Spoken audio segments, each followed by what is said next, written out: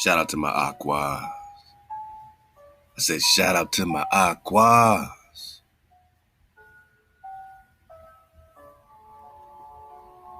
I gotta kick off the 63rd installment of the Prester John investigation. Shouting out my aquas, man. Allahu for our sisters, the strength our sisters have brought to our tribe from, time immemorial, my naga, from forever, my naga, from forever, my naga, from forever, my naga. The Black Jewish Queen of Sheba, you probably didn't hear about, learn about in Hebrew school. Well, let's go, man. This is the wave, my naga. We've been surfing the wave. Lego. Adorned with ornaments of seduction, Lilith. Uh-oh. How do we get from Sheba to Lilith? Now remember, they always demonize us or deify us. I mean, that's the rule. They're going to demonize us or deify us. Remember, Leviathan is sometimes called Satan to these crazy people, right? So this is the crazy story, right? This is the cover story that we need to look deeper into Lilith. And my Naga's been saying it for a long time. Shout out to Drop Nation. Aqua Thai Battle been dropping this drop, man. Let's go. So they say Lilith, half woman, half demon, right? Or are they just referring to her and her dragons? Are they referring to her and her ability to control the elements? Oh, lurks under doorways waiting to seduce me. I mean, come on. Hey, if you ain't learned the Mary Magdalene lesson yet, in that JC story, in that New Test, how they made Mary Magdalene this super harlot, right? But really, there seemed to be more to it, even in the fictionalized version of things. What is all this based on? We got Moses' sister Miriam. We got Queen Tamar's and Lady Hannah's, my naga. And yeah, we got Queen Sheba rocking that Torah, right? That Star of David, right? So, which is really just a Merkaba, really just a, platonic solid, my naga. You know what I'm saying? But yeah, okay. So what does Sheba have to do with Lilith? We raised this question last time. Let's connect it. So I'll just read it. Lilith, half woman, half demoness of the night, lurks in the doorways waiting to seduce men. A salacious figure in Jewish folklore. Her story as Adam's first wife before Eve, right? So a lot of us, because this is what they give us, we're thinking that we're popping off out of this Adam, Eve, all right? Then there's Seth, because Cain killed Abel, so bye Abel. And then now you got only the seed of Cain, and then you got the seed of Seth later on. And we read last time that, according to some legend, Adam didn't have Seth with Eve until what? After he was 130 years old, something like that. So before that, he was kicking it with his first wife. And they were popping off baby dragons, but they call them demons, right? They call them demons. So what happened to all these children and heritages? You know what I'm saying? What happened to all the seeds of Adam and Sheba? Right? The dragon queen, what they call the demon queen. They call her a demoness. But they're always calling your dragons demons, man.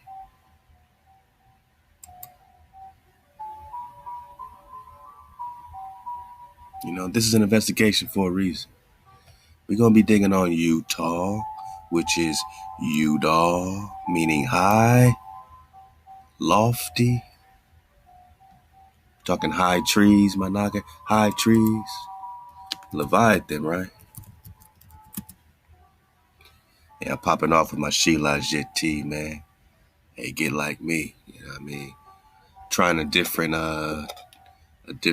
company for the resin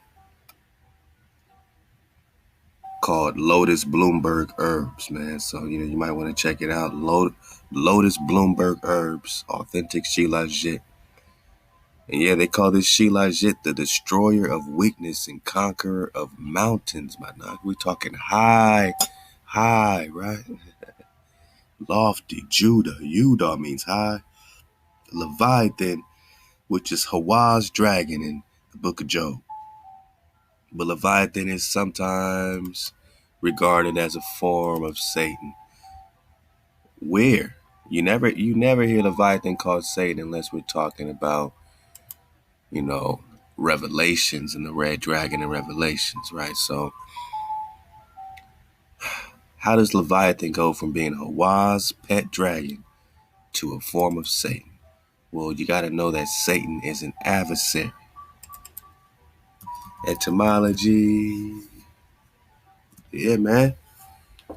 In Hebrew, Satan means adversary, the one who plots against another to show enmity, oppose. So was Leviathan opposing those hijacks? Is that why he's regarded as a form of Satan? Did Leviathan plot against those hijacks? Did Leviathan, one who opposes, obstructs? Did Leviathan obstruct these hijacks? Was he an adversary? Did Leviathan sink Atlantis, my naga? Oh, they say it was just a huge earthquake. Why is he called Satan? Huh? Oh, poor Leviathan. Sacrificed. Psalm 74. He was sacrificed for meat for the children in the righteousness. You know what that makes that? That makes that the manna, my naga, because the children ate manna in the wilderness. We're just surfing the wave. I mean, how do you go from being a righteous sacrifice? Right now we got a new sacrifice, right? We got a whole new sacrifice. But see, before you had this new sacrifice, my naga,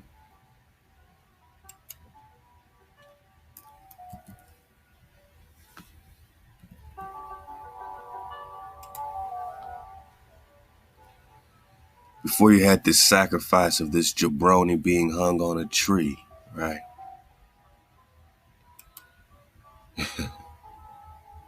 Leviathan was sacrificed. And this is all getting a little clearer to us, my naga.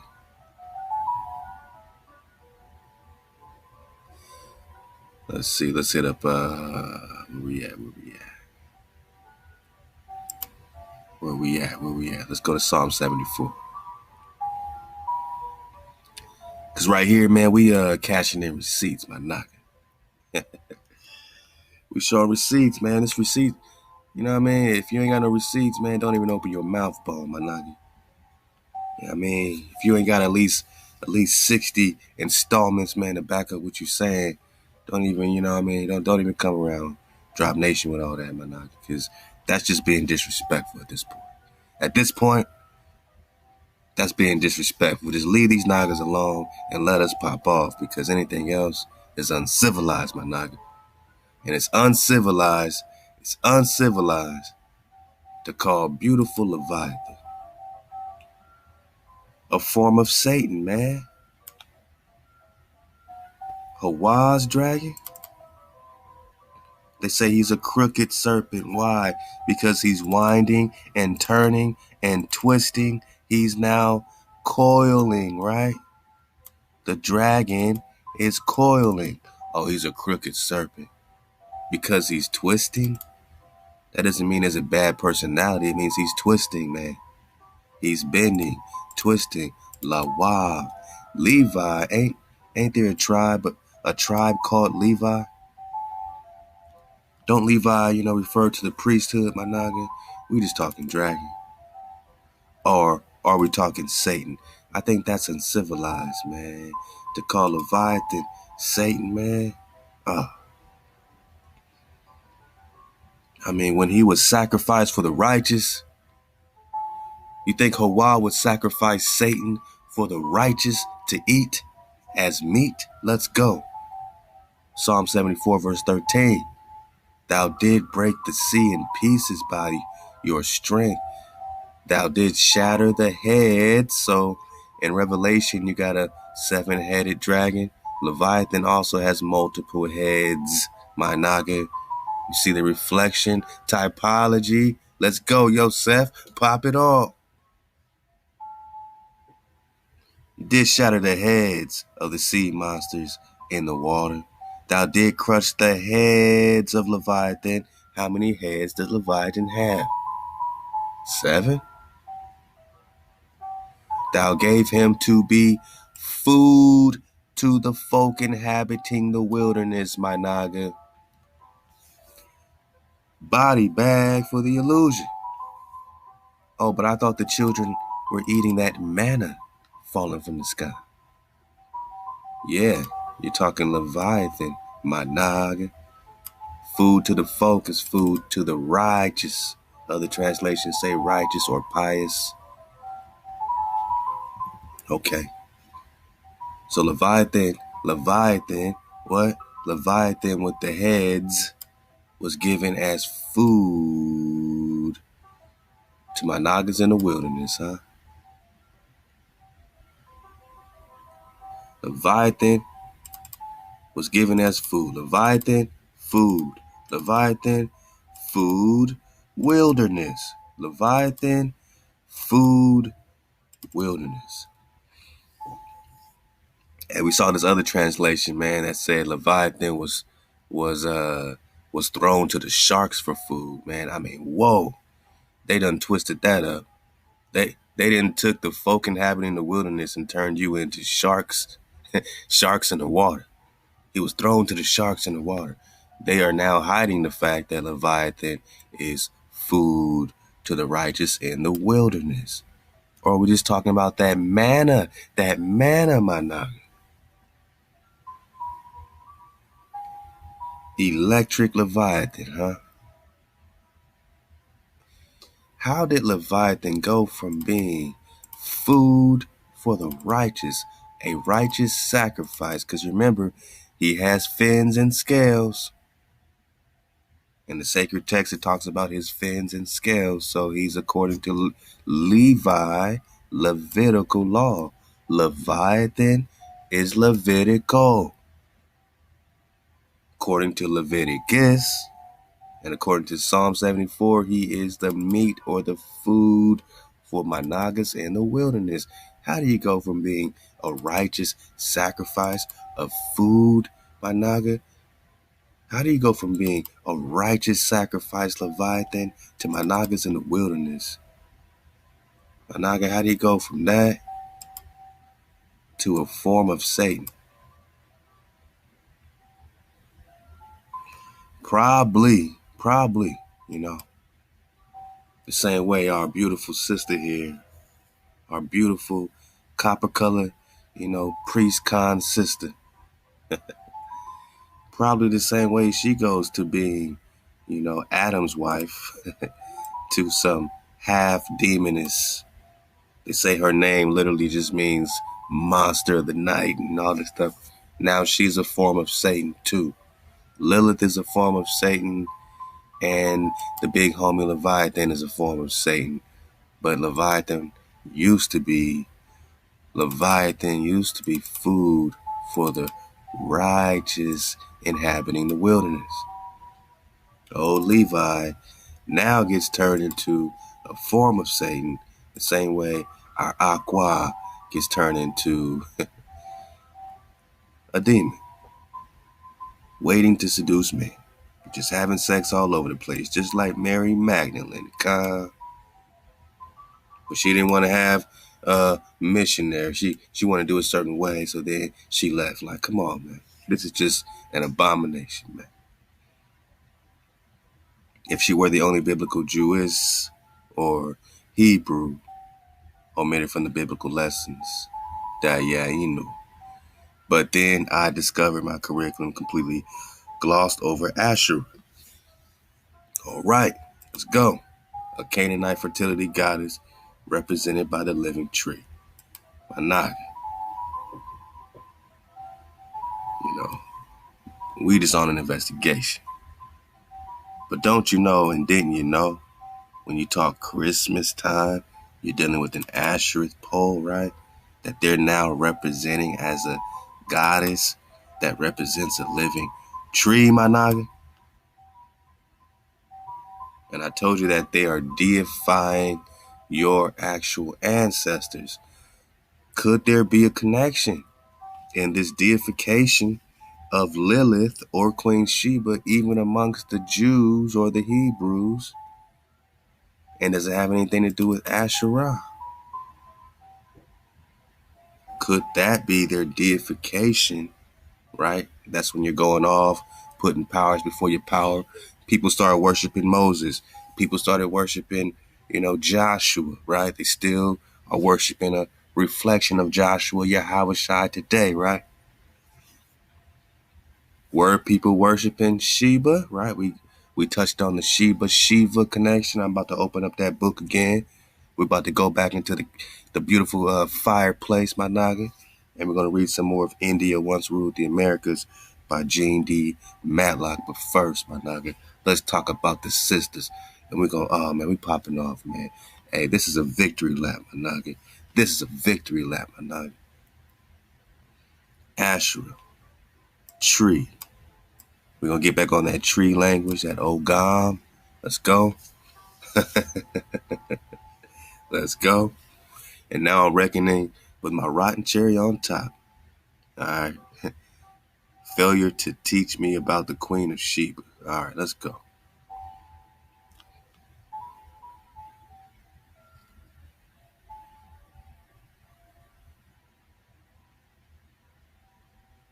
So what we know, from what they have put out, right, that this King Solomon and Sheba connection, and then there's this Menelik the third, or, Menelik connection, with their son, who's now in Ethiopia, right? So when we start connecting things to the old world, India superior, right, we start getting an orientation, and we start, really saying, okay, where's Ethiopia?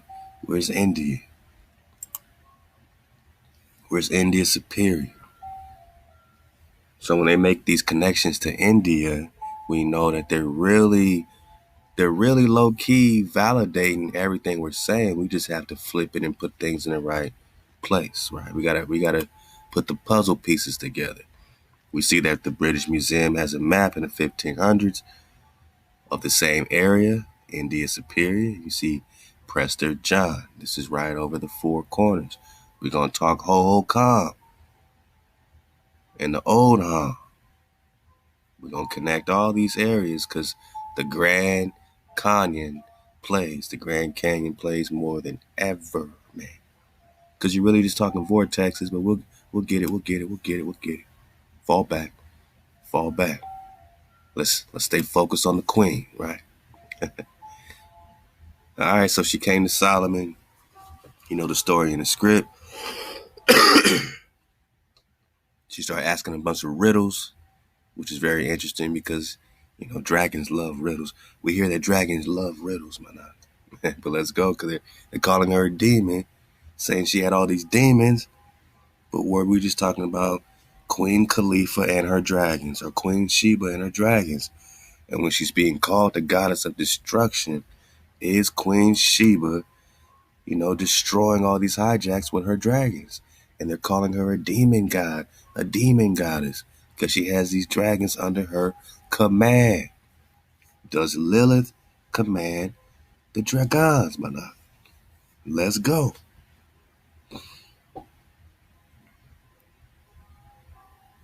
AKA the Queen of Sheba, abundant in silver and gold, the queendom in the east. Historians now consider this to be possibly Ethiopia or Egypt. So they don't know, right? We got a big possibly.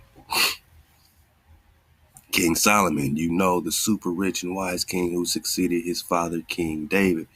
this is where you got to bring it back to King David, who was also called Solomon, because Solomon is a title that also referred to David, but David is also a title. So put it all together, man. We quenched with water that flowed from the Garden of Eden.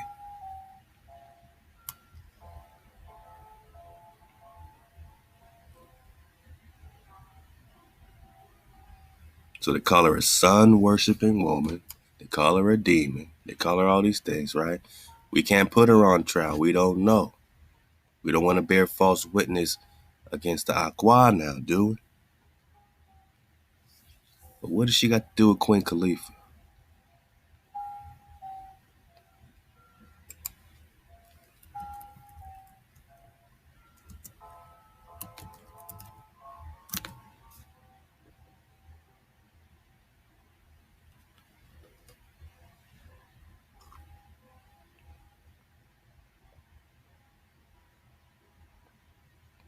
Wow, man, I'm Sheila Jit to quit, man.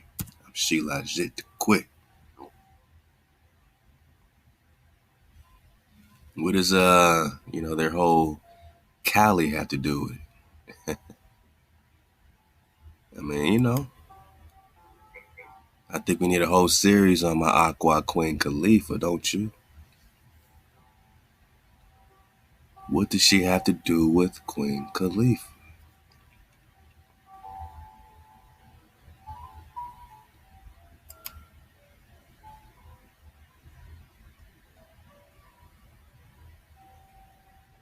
And doesn't this start to resemble, what they started making as depictions of Shiva, right? It starts to be like all crazy, and then she got the animals and crazy looking animals, and now she's looking more and more like some crazy goddess of destruction, right?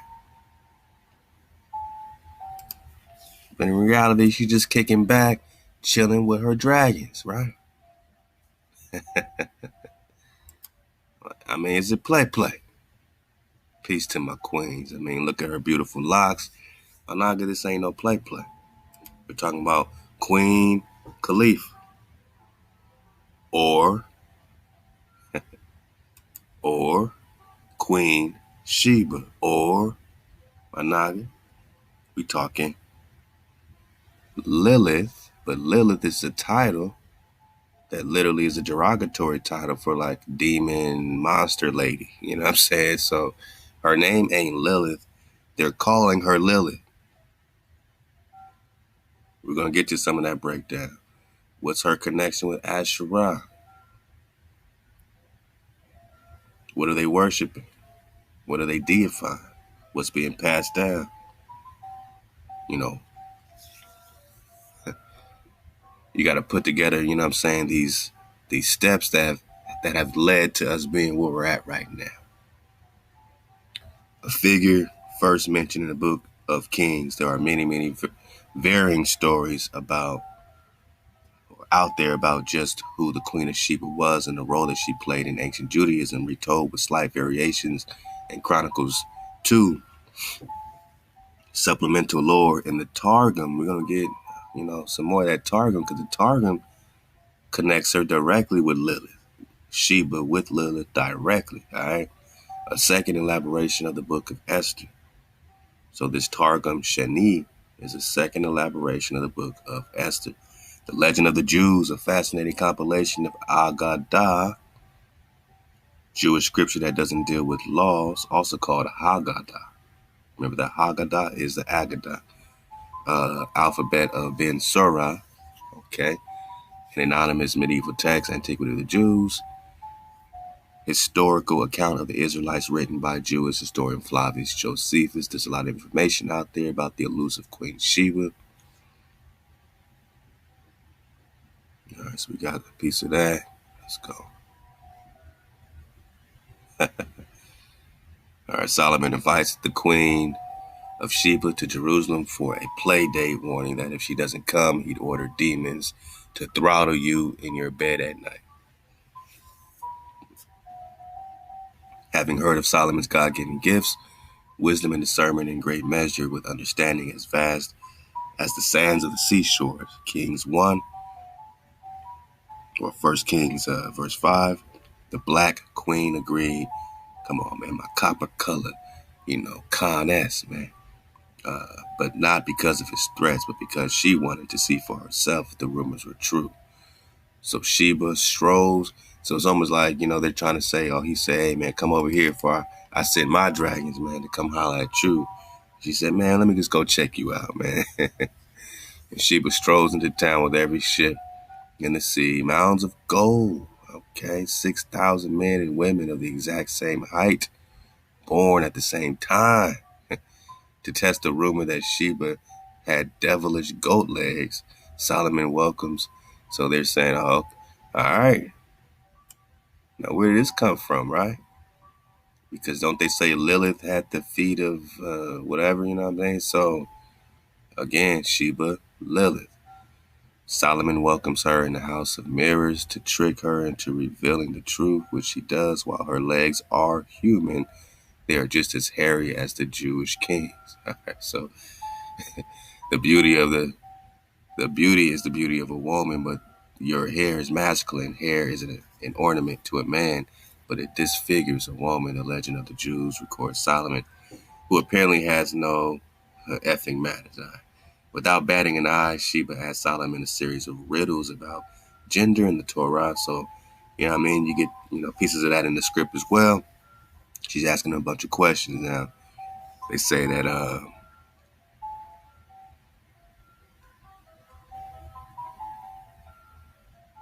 to Sheba's delight, the king passes the test. The queen is fully turned on, and after shaving her legs, all right, man, they over here on that play.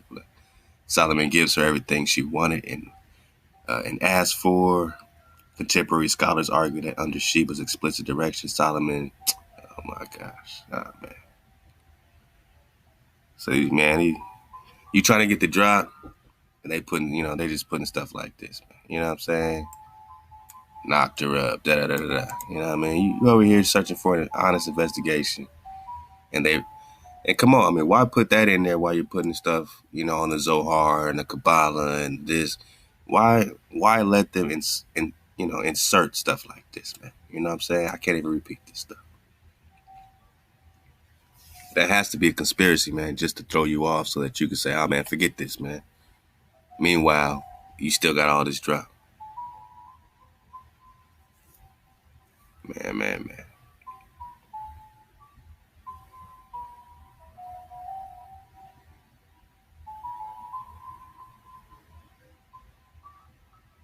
Now, he says, but Solomon or Sheba is a woman who compromises for no man, even Solomon the wise, and refuses to give up her reign in the south and returns to her desert paradise. Now it says their son Nebuchadnezzar eventually became the king of Babylon and destroys his papa's legacy, Solomon's temple. You ever hear Nebuchadnezzar referred to as their son? That's different, right? That's different, right? That's what I mean. That's a whole nother breadcrumb right there. In Ethiopia, the Queen of Sheba is hailed as the mother of the land's first king. All right, so now you got to be able to separate the two Shebas, because you have Bathsheba, David's wife, you know what I mean, who they have Solomon, right? So we got the mother of Solomon, and we have a Sheba who's Solomon's wife. They say as the mother of the land's first king, and despite being rejected by sages, Jewish culture has absorbed the myth, the legend, the oh-so-elusive black Jewish queen of the South. Why? As it means to patriarchal dominance. In Kabbalah and Zohar, Sheba isn't identified as a queen of a prosperous land, but as Lilith. Uh-oh. So this is what I wanted. That's why we dodge all the other hijack. For real. I mean, you really got to dodge your own damn hijack. So according to the Kabbalah and the Zohar, Sheba is identified as Lilith, the queen of the demons. The queen of the demons, they say. Well, what does she have to do with Queen Khalifa? Would they call her the queen of the demons? Would they call her the queen of the demons? You know what I'm saying? Would they call her the half demon queen? Yeah, I mean, you know, these are the things we're putting together in real time, man. That's why we stay in battle time, man. That's why we stay battled up, my nut. So, I mean, we're having an unbiased investigation here, and I gotta ask you, man. I gotta ask you, what's the implications of this, man? I mean, if, according to the Zohar, Sheba is Lilith, and Lilith, my naga, right? Let's go back. Is Adam's first wife before Eve, who's banished to a life as a baby snatching demon. Okay. You see where I mean, look, this is where we at in this investigation. This is Preston John number 63. We're popping off for the Queens, for the Aqua. Check it, man, because that's the other part of the story that's going to give us that 360. I mean, all right, we need all it. We need all of the drops. So if Lilith is Queen Sheba, who is Adam's first wife before Eve, what would that make Solomon? Adam? All right, so either Adam or David, right? All right, either David / Solomon is Adam. I know that sounds crazy, but you're just talking about, you know, you're talking about time periods, you know, that are being looped in a sense. Love to the Templar, who has a great breakdown on chronology, you know what I'm saying? And when you connect David and Moshe, and this is for my advanced wave surfers, you know, we have a lot of correlation between David and Moses, you know what I'm saying? But both of their stories were torn apart. You're putting them back together. You didn't really know that David was a priest and king, right? You didn't really know that Moses was a king, and according to the book of Jasher, king of Cush for 40 years. You didn't know he was a king of Cush or Cash, but we'll get to that. We'll get back into the Asher drop.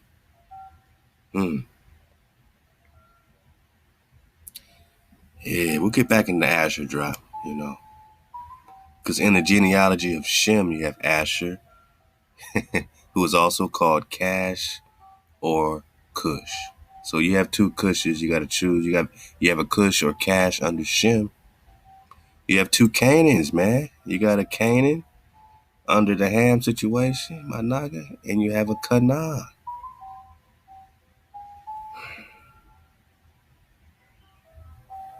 I mean, we're just surfing the wave, man.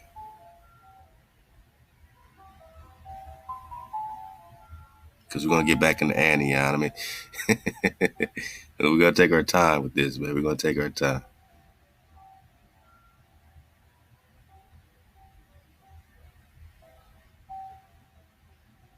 So you have a Canaan, and then you have a Canaan. Where's my genie? Here we go. You remember this, my wave surfers? Exilarch, David, Sauceland. Got so much drop. So much drop. Because we're talking Babylon, right? You're talking Nebuchadnezzar. We're going to be talking Persia, all this Persians. Iranian, Iran, Anan is going to keep playing in these Iranian, Anion situation. We're going to get to this, but right now, just focus on the fact that this Exilarch David, who is Raja Hiraja II, Emperor of Soli, or Prester John, has a wife, Lady Hannah. They have a son. His son is Solomon, right? So this David, you know, this is the time period that's being reflected, my naga. All right, so a lot of our original OG information, OG, you know what I'm saying, reality, history is happening right here. So David,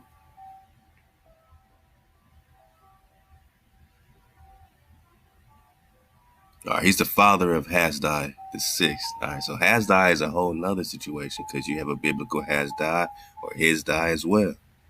All right, so this David Sauceland is the son of Prester John. Now, let me get this right. Let me get this straight. He's the son of Raja Hiraja, Emperor Soli Prester John. All right, he's the brother of a Saliman and a Hanan or a Hanan, right? Pay attention to this Hanan. This Hanan, who is the brother of David, who's the son of Prester John, right? So these are all titles. Priest, King, Prester John, David, all these are titles. Just know that he's the son of Prester John. King David or Solomon are all Presters, right? But let's focus on David, right? So he's the son of Prester John. Prester John also has a son, David, who's David Sauceland. Might have been the one that got killed by Genghis Khan. All right. Now, Hanan, who is the son of Prester John,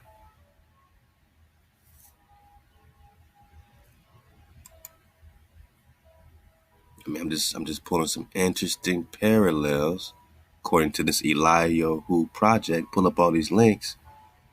We're gonna get into this: the description of Calabar and the lands before one reaches Calabar lead me to believe that there must be lands southeast of Yemen that have now sunken under the sea that were ruled over by a prince or King Solomon and his brother Prince Canaan in the late 12th century. Managi.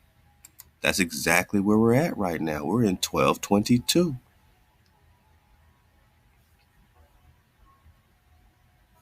And yes, Hanan has a brother, Solomon the First. So we're speaking about the exact same thing being validated in two different places at once. But pay attention. Hanan, there's no C here, right? But when you look at it over here, they spell it with a C-H-A-N-A-N. So will the real Canaan or Canaan stand up?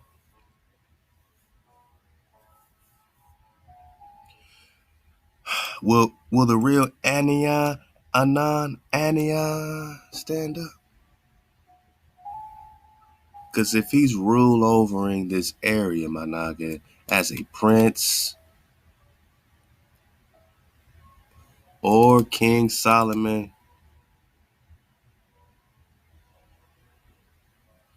anything to do with Solomon the Builder, Sylvanus to Texas, Forbidden Histories. And did you know Solomon has a brother, Canaan, who's the son of Prester John, also known as Hanan, or say it with me, Anan, Ania. So what does Anan have to do with Ania? We're gonna get it, man, because we still talking Ania, man. Ain't nothing changed, man. We just still talking Ania. Y'all remember that beautiful Ania flow?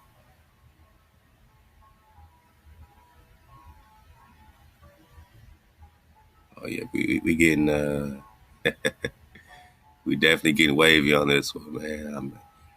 I don't think I've been more excited, to surf the wave than right now. You know what I'm saying? With my knock, it's like it just really feel like it's all happening, man. It just really feel like it's all happening, man.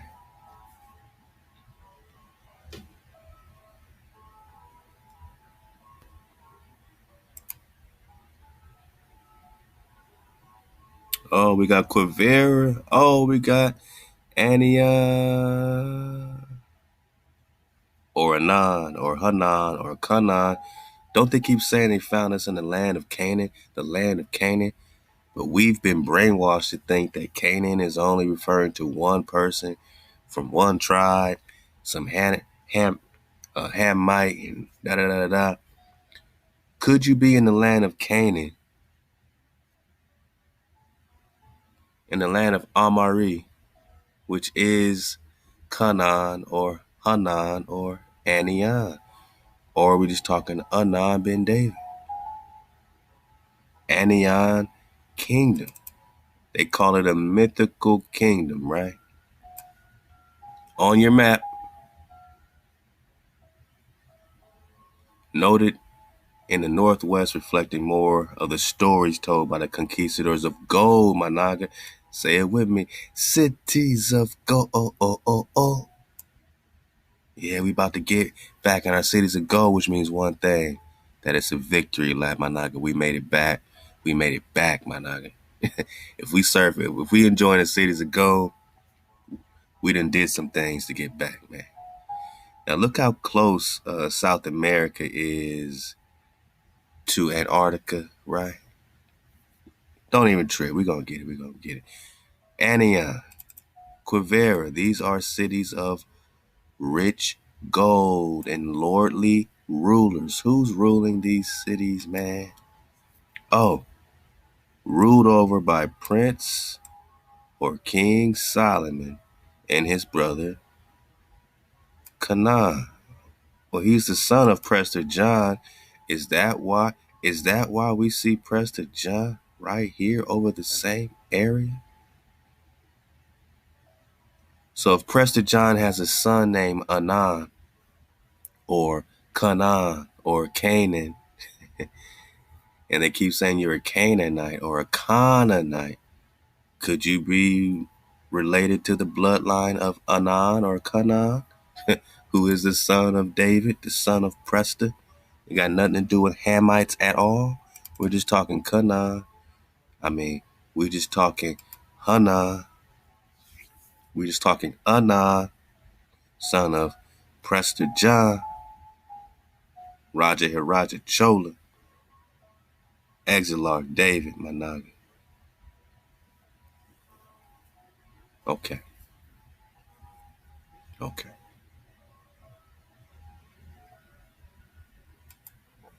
Anan Managa. Ania, founder of Anania. Huh? Kara. Remember Prester John and the Kara Katai? His tribe is the Kara Katai. Kara means black, they say in Turkic, or melanated, or copper. Remember that Kepper, copper drop? Eber, Keber, Kavaria. Yeah, my nigga. Quavaria. You know what I'm saying? These are the cities of gold. And what is Anaya and Nanaya? Who was Anan ben David? Right.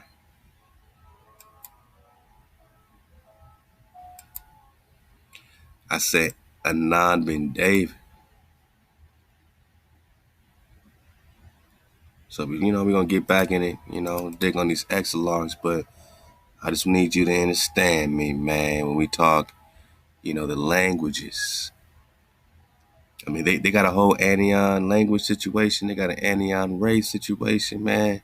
I'm going to touch up, man. They got Managa, they got an Ania, a region which lies to the east of the world, right? Where's the east? Inhabited mostly by people of the Anion race. They got an Anion race, Managa. Oh, but it's a popular hangout for demons? Oh, look, man. We got demons over here, y'all. We got demons, y'all. We got half demonesses, y'all. We got half demonesses, man. Yep.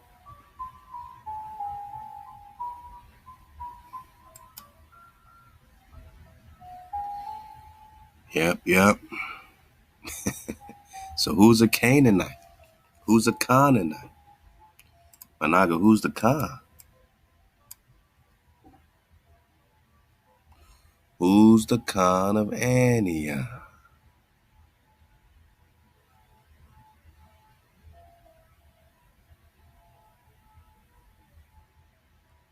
And another thing that plays heavy. Another thing that plays heavy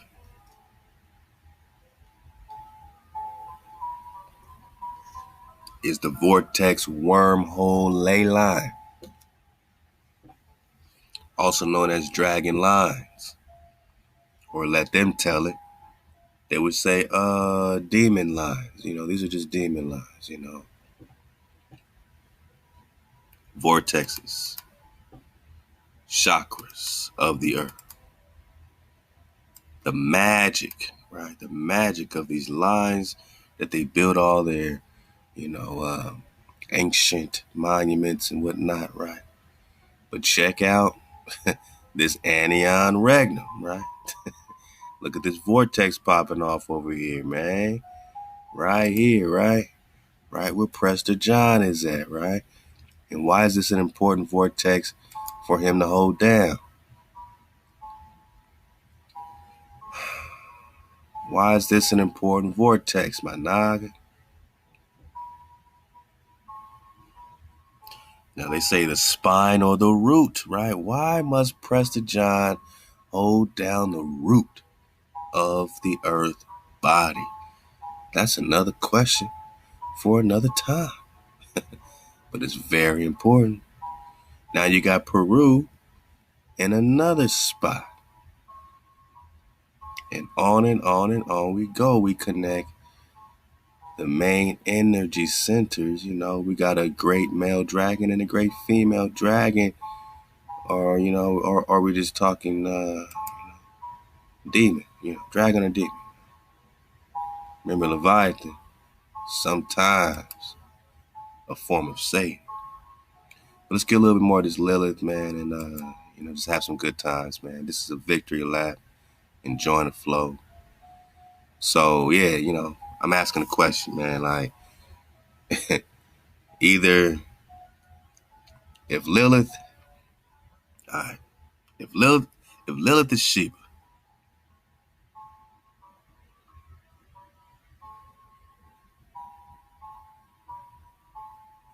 according to the Kabbalah and the Zohar, Sheba isn't identified as a queen of a prosperous land, but as Lilith. So they took the Zohar and the Kabbalah, these Jewish, wannabe magi's, right? They took her prosperity away. They took her dominion away. They made her this evil. They took her out the Bible damn near completely. You know what I'm saying? You got to find the breadcrumbs to see, there's two creations in Genesis 1 and 2. You know what I mean? You got this rib situation. You know what I mean? But Lilith wasn't from the rib, my naga. She was from the same stuff as Adam, man. Just popping off like Adam, right? Why was she removed from the store and you was, taking down another path? Author Eli, before I go there, man, look. So if she is Adam's wife, what does that make Solomon, or what does that make Prester John? A form of Adam? All right, well, let's reverse it another way. If she is Adam's wife, if Lilith is Adam's wife, let's see. Because it gives you a lot to think about. It gives you a whole lot to put on the table, man. If Lilith is the wife of Adam, not only do we say, okay, well, who is Adam? But you almost got to think of the story like, did Lilith go away? Or did Queen Khalifa or Queen Sheba, go establish her situation, right? She leaves Adam. She pops off her, situation, right? So she has a whole island and her whole situation where she got her female warriors, she got male warriors, she got dragons, she got the vortexes. She got a whole situation. I don't think she was ever against the creator. I haven't really read that she was just blatantly against the creator, other than people trying to say she was eating babies and going crazy. So, I mean, if she was Adam's first wife, did she come back around, what I'm saying, when somebody was of that essence, keeping the code and of the same code, and, get remarried? Did, before she became and said what's up to Solomon, was she first married to Adam? Was she around for that long? Yeah, I'm asking for the non-biased investigators out there. We're just trying to dig on it. Could that mean that she said, all right, Adam, I'm out? They popped off, they had children, all that. And then, Solomon is hearing about her, and then she comes and checks him out, and then she kind of she gets remarried to Solomon. Or David, because there's a Bathsheba too, right? So, Solomon's mother. So which one do you think you're leaning on? That she, you know, that she is just like Prester John, man, that she got the fountain. Man, if Prester John got the fountain of youth, you best believe this sister here got the fountain of youth. If Prester John got the fountain of youth, you best believe this sister here got the drop on the fountain, my nigga. Hashtag facts. So she could have been around since the days of Adam, since creation, my nigga. She could have been created, at the same time Adam was created.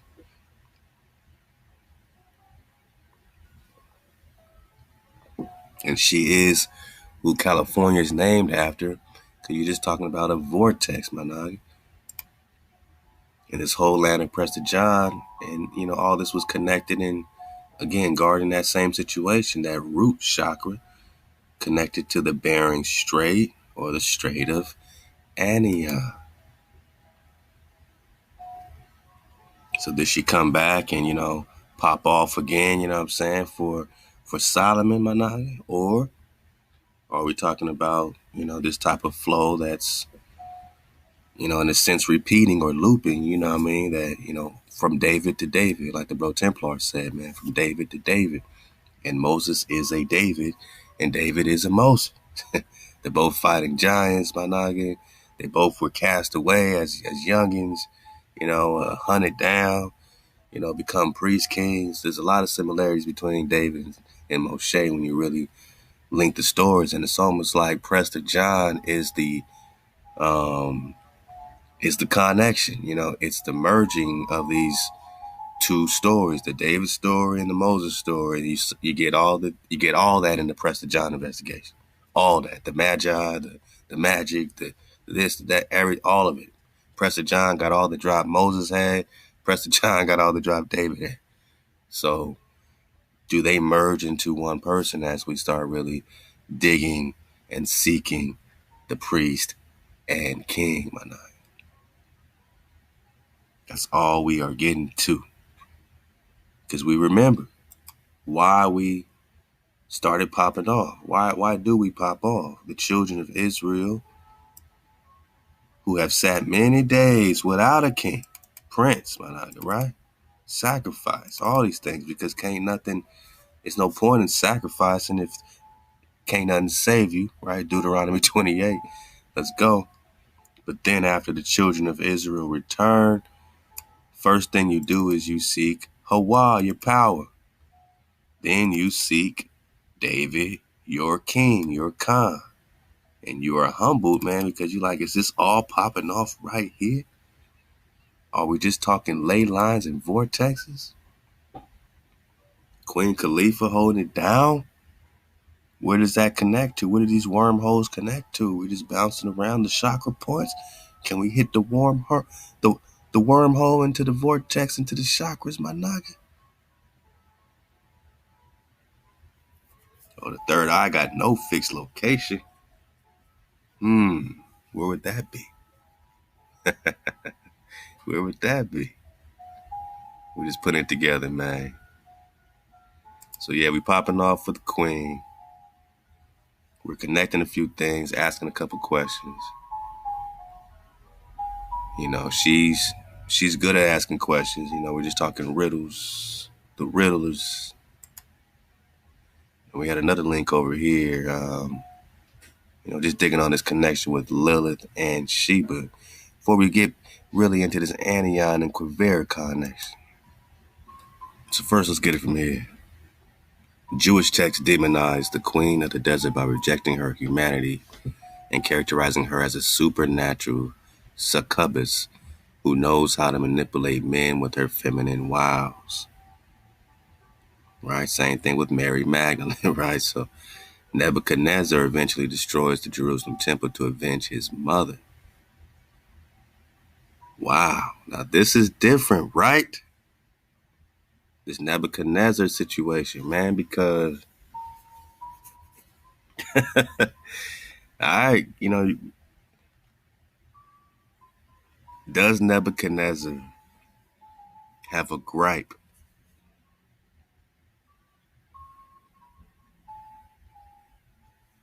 I mean,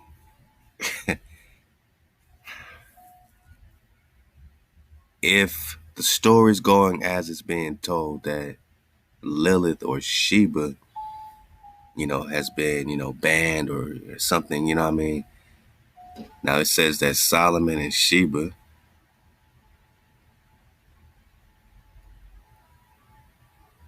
in Kabbalah, right? Lilith is Sheba.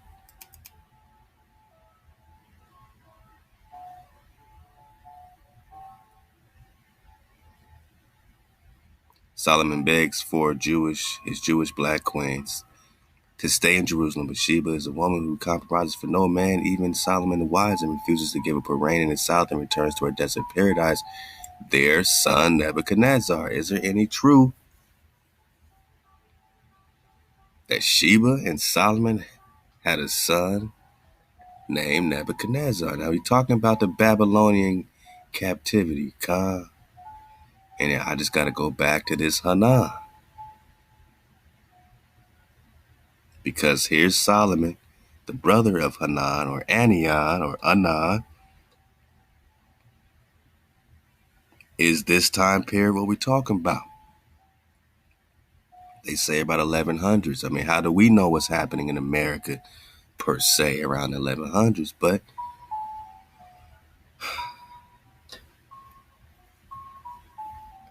you know, could it be 700s? You know, Solomon the Builder. You know what I mean? Or are we talking about this Solomon who is the son of Prester John?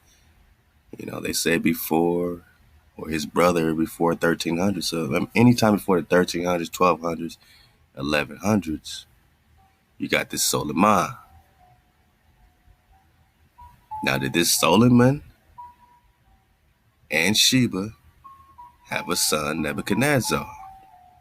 Now, if you click on Solomon, again, we're just talking Babylonian captivity, Babylonian exilars. All right, we start getting into this Telemaz business, which is going to lead it back to the high Amazon queen. Now it says wow, my naga. I'm just surfing away with you. We just getting started, my naga. All right, so this Solomon, who's also the son of Prester John, right? Because we just learned over here, you know, I mean, we're surfing away, even though they're trying to hijack it. we staying strong in this text. That's Solomon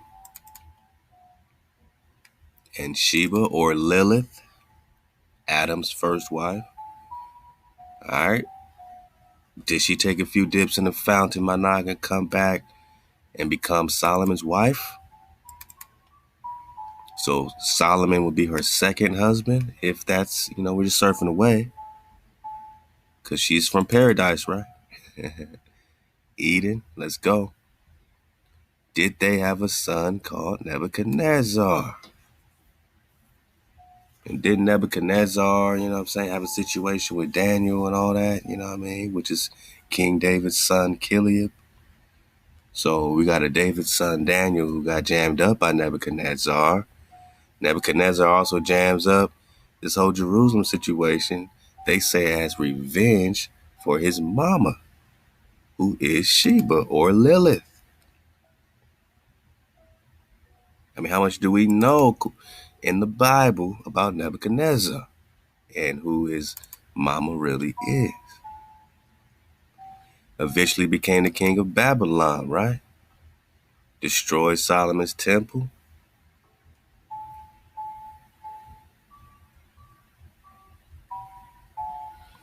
And now they say Nebuchadnezzar eventually destroys Jerusalem to avenge his mama, underscoring Sheba's likeness to Lilith. They say the baby snatcher. Man, come on, man. So we got a Sheba connection with Lilith. Man, is Nebuchadnezzar Lilith's boy with Solomon? You remember Solomon in the script had like, what, 300 wives? 700 wives? He had more than David, right? So is one of his children, could it, it's a good chance. You know what I mean? And that brings a no more likeness because Nebuchadnezzar is now getting get back on Jerusalem, right? You got Daniel who's getting jammed up, who's the son of David, the son of David. We got that, right? So we out of here now, man. Now, take all that. Let's go back here. Genie.com, genealogy, right? Solomon the Wise, right? Is a Solomon, Jewish king of Talmus. What does it mean? Let's go. Son of Prester John and Lady Hannah. See, these Lady Hannahs are also connected to the high Amazon queens that's holding down Antarctica before the ice. South America, Africa, everywhere. All the Indias now. Whose is his wife? Because they just said that Solomon and Sheba or Lilith have Nebuchadnezzar. Well, who's the wife of Solomon? Husband of Labana Lembu, queen of Rubati, Ghani, and Mani. Oh, wow. So if we're surfing the wave,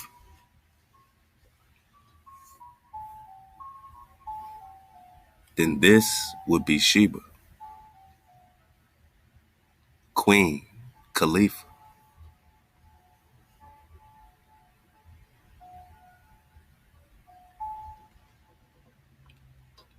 I mean, what does that got to do with the high Amazon queens, you say?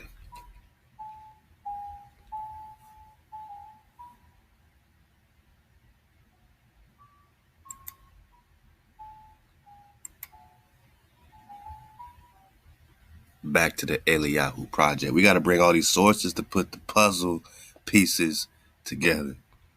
We're going to get back on this Ophir Banag and Solomon and the Swan Knights. But let's stay focused. I mean, we're talking about the high Amazon queens. Remember this high Amazon queen list? Queen Sheba's people, right? Khalifa's people, right? We're going to get back on the Conkas. Oh, how they talk about Thebes and ancient, Greek and all that. Thebes. Well, Thebes is Sheba. Sheba is Thebes. Kanka is also Ganja. Like the Ganja River is the Kanka. Kanka is the Ganja, according to this breakdown, man. On the banks of Thebes or the Sheba River. Uh-oh. A waterway that led into shallow inland sea in central Australia. Stop. Stop. Because we know Australia. The original Australia is Antarctica. So we're just talking Antarctica. And like I said, There's a time before the ice when you dig on Antarctica, man. I said, why is South America so close? Why is it touching Antarctica? I mean, what would South America have to do with Antarctica? Well, it's code word Australius. Australius, manak.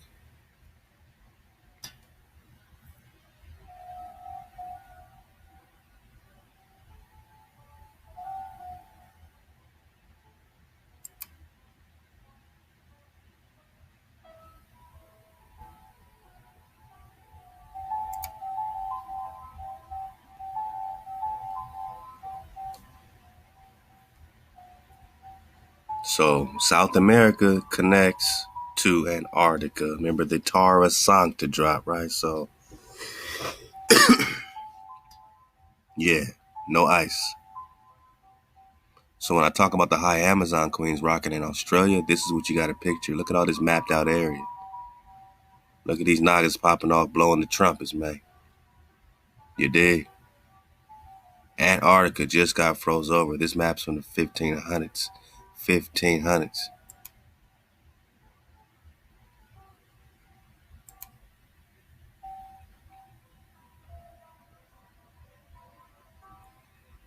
And it has everything to do with this Brazil, man.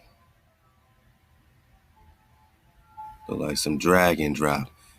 You know, just imagine just coming in on a boat and just going all the way through South America, just like that, huh?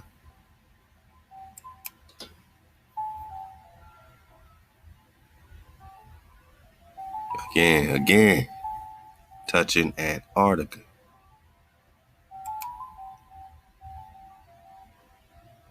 It said Pantagonius, like the Pantagonian fish, or they call sea bass.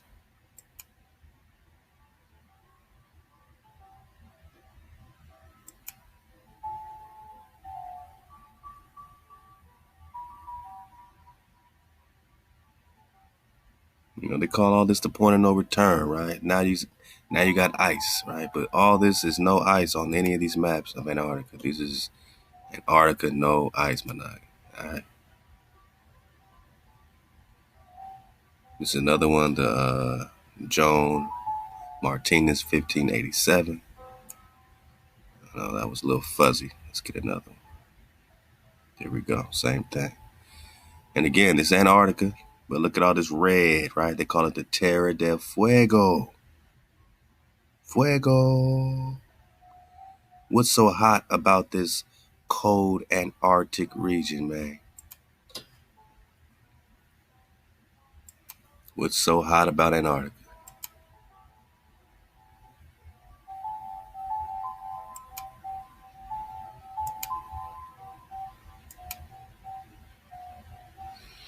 And here you see Australius, right? So I'm not making this stuff up. Terra del Fuego, right? No ice. No ice. And it's called Australia. So Antarctica is Australia. Why not? Let's go.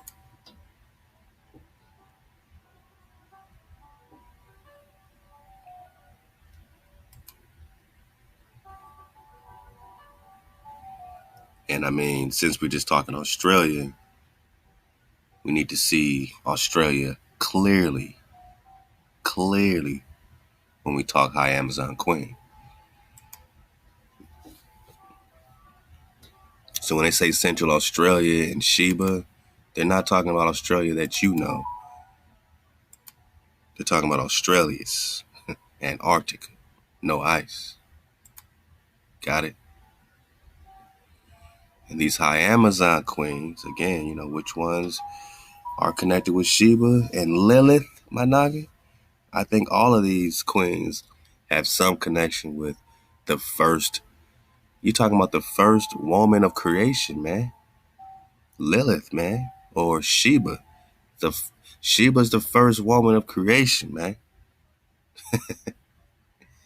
Come on, man. You got this Rubati Gotti Mani situation popping off all day with the high Amazon queens.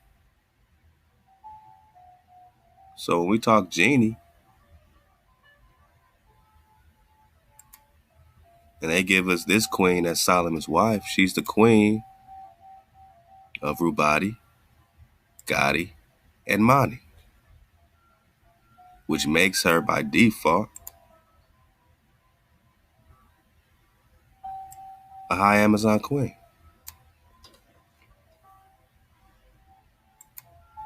High Amazon queen rocking in Australia, right? Australia's, right? Or Antarctica. You decide. But Antarctica's popping off.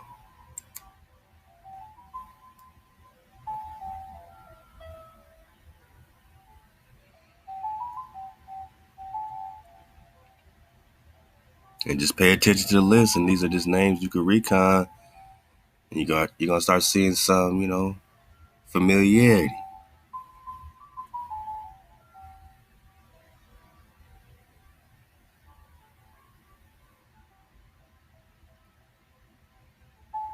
But you keep seeing Queen of Rubati, Queen of Rubati, Queen of Mani, Mani and Gotti, Amazon High Queens.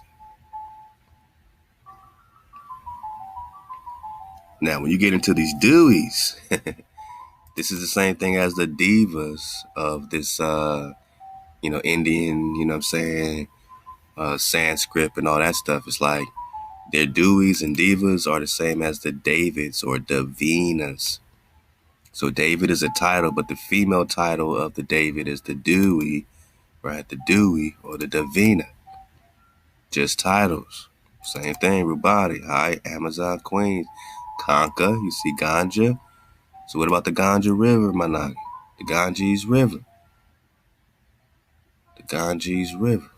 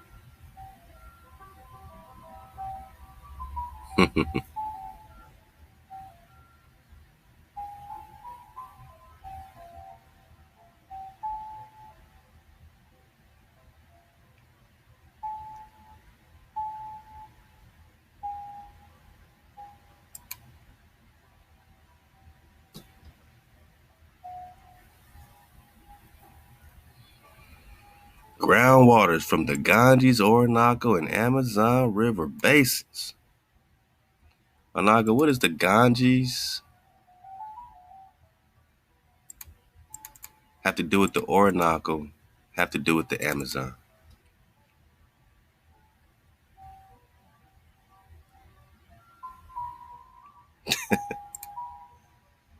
What do these three rivers have in common?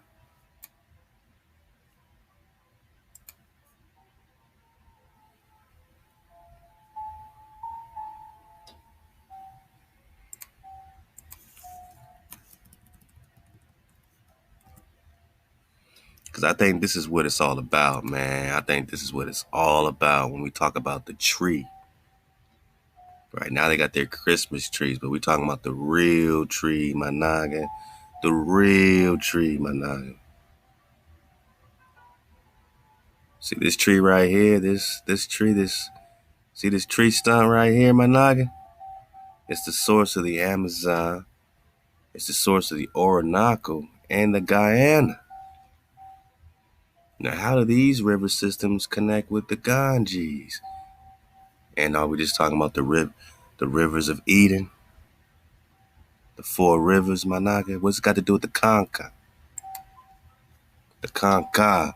And what does it have to do with the high Amazon Queens? We're just talking Mount Roraima, right? This Mount Roraima source of many rivers. Guyana, Amazon, and the Orinoco. What does the Amazon got to do with Anan?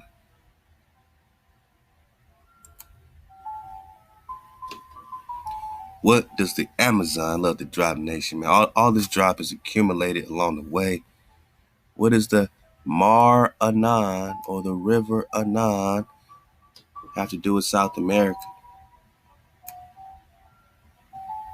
Or the Amazon? The Amazon, the Mar Anan, flowing out of a tree. This tree, this mighty tree stump is the source of the Amazon or the Mar Anan.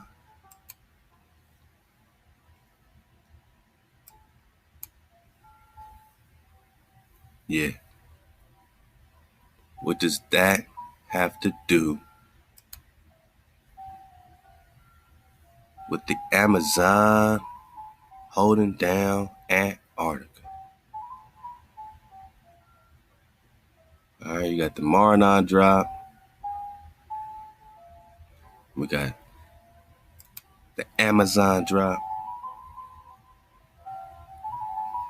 These high queens are holding it down all over the world. It's a great drop. I mean, just take your time through this link and do the recon, you know what I mean, and see what you connect. You got all the links below. Whoa, whoa, whoa. Uh-oh, boss. Uh-oh, boss. Hold up, man.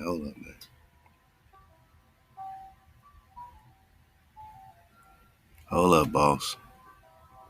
I see something new every time I'm connecting this. But right now, it's just amazing that you got this Lubani, right? And you got this Lebana or Limbu. Lebana is Lubani, which is the same as Rubani. You could say Reuben. You could say, what they say, Rubadi, Gani, Mani. You could say Reuben, Gad, Manasseh, but all these are under David, Managi, because, you're talking to Prester. You're talking about the king of Israel, the king of all, the emperor of the whole earth, Managi. You know what I'm saying? You're talking Rubadi, Gani, and Mani. You're talking about our queens. Let's see, where does it say they holding down, man? Yeah, look at this, man. All right. So you got a sea-like river called the Ganja, the Kanka, or the Ganges, right? Or the Dalai or Dalai River, sea-like in Mongolian, or Kian, or Khan, now under the sea and Indian Ocean.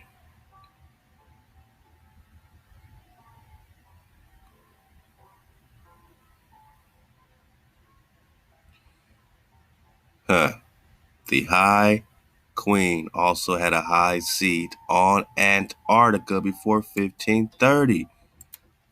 Managa, this map is from 1530. Out of the what? British Museum, 1530. Right here with the Annan Quivera situation with Prester John, right? Queen Khalifa Sheba's holding it down right here, right around here, right? So she didn't come too far to see Solomon, you know what I mean? Now,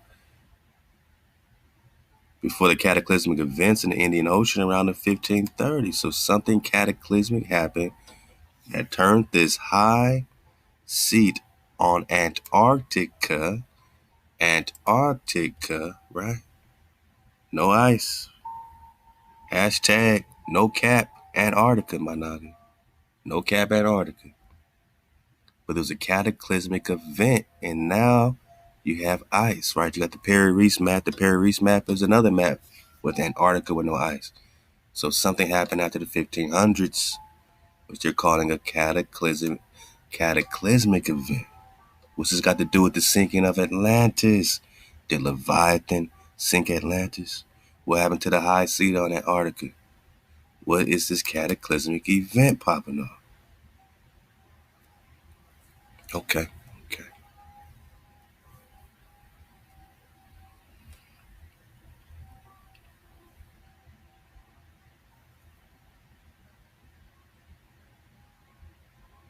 It's always interesting when they talk about the Barbers, right? Because they say the two leading family of these Barbers or Berbers were the Barbarossa and the Reese family, which is interesting because we just talked about the Perry-Reese map, huh? Uh-oh. Two branches of the ruling royal family of Rhoda and Rubani. The ruling family of Rhoda, huh? Oh man, we need to confront that Forbidden Histories of America drop again. We need to see what they're talking about when it comes to these barbers and these rodents, man. Rhoda. They turn everything into a negative. Right now it's a rodent. Not now you're a rodent. But what's a Rhoda? Shout out to the queen. What is a barber? What is a barber?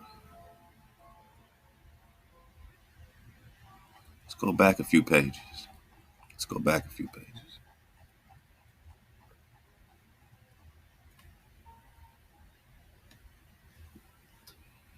Managa, 775, Nehemiah reconquered the American Empire of Kalalus. All this is Quivera. All this is Antioch.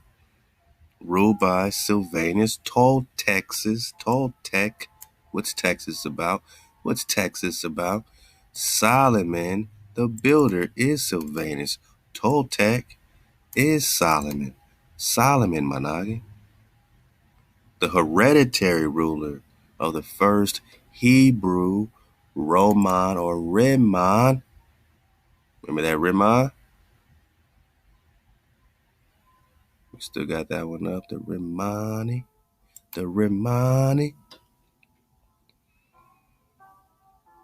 Yeah. We're just talking Roman, right? Which is just referring to the pomegranate, right? Caleb and Joshua had to get them pomegranates to prove that they were in the promised land, Managa. We're just talking Kalalus and the 7 cities of gold. Okay. So this Roman colony is a Rimmon situation. It's a promised land, Israel connection. They're just stealing the title to connect to Israel. You are the Roman. You are the Rimani. You, Managa. Kalalus was founded in the 1st century BC by the Babylonian exarch. Now, we just talked Babylon, right? Don't forget about the Nebuchadnezzar situation. Don't forget about Nebuchadnezzar, Managa. We're still connecting Nebuchadnezzar to this thing, man.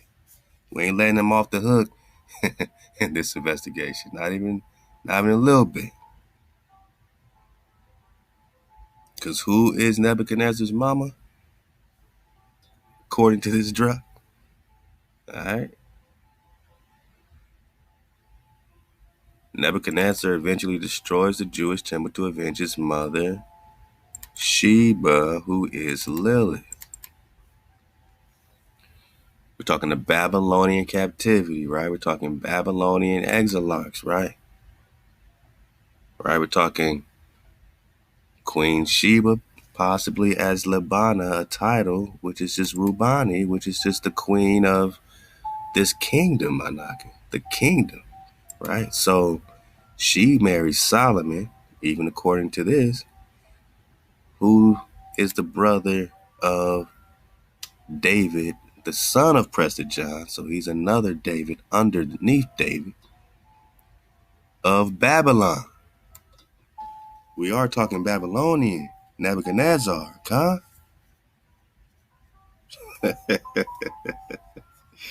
So Solomon and Sheba have Nebuchadnezzar, or if Solomon, in this case his wife Labana, have a son, Right here it just says she's just a wife, Jewish king of Talmaz, right? Back to this Talmaz.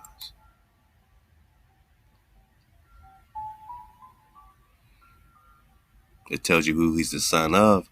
This one, stops you right there. It don't tell you about the children. It can't tell you that Nebuchadnezzar's popping off. And Nebuchadnezzar's over there jamming up Daniel, right? All around the Babylonian captivity.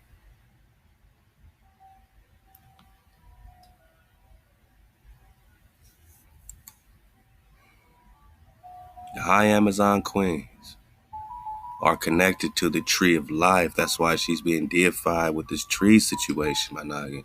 Because this Mount Roraima is the source of the Amazon, or the Anan, Mar Anan, Amazon. Mar Anan, Amazon. Mount Roraima, the tree of life, my noggin. Right near Venezuela, right?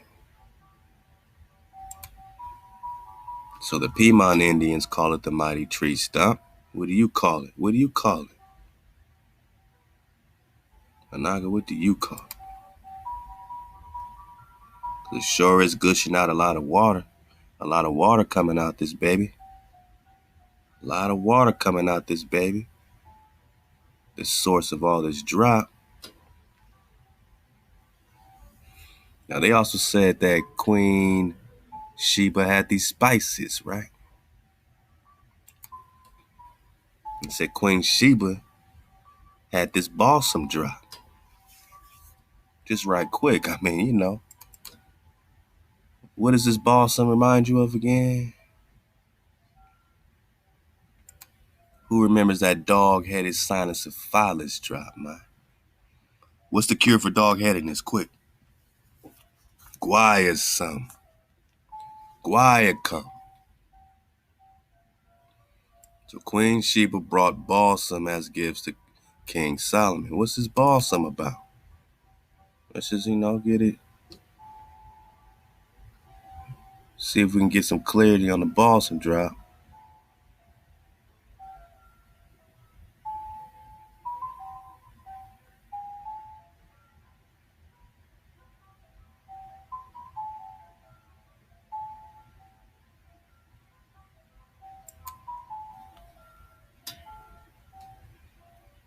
Now, here are a list of balsams, man. All right. All these are a list of balsams. You get to the G's, you run into Guaiacum officinal. A type of balsam, a list of balsam. Now, we're going to read over here.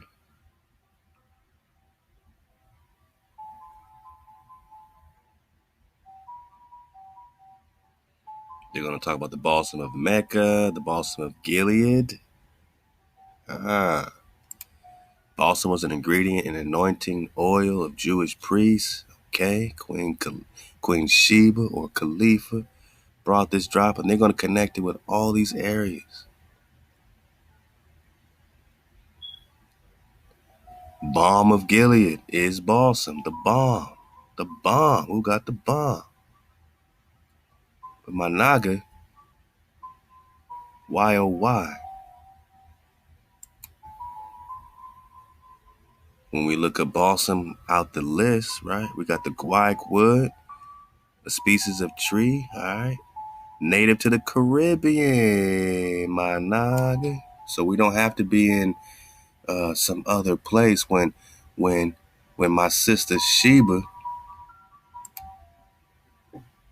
when the queen is bringing the balsam to the king, they want to put him everywhere else, right? They want to put him everywhere else.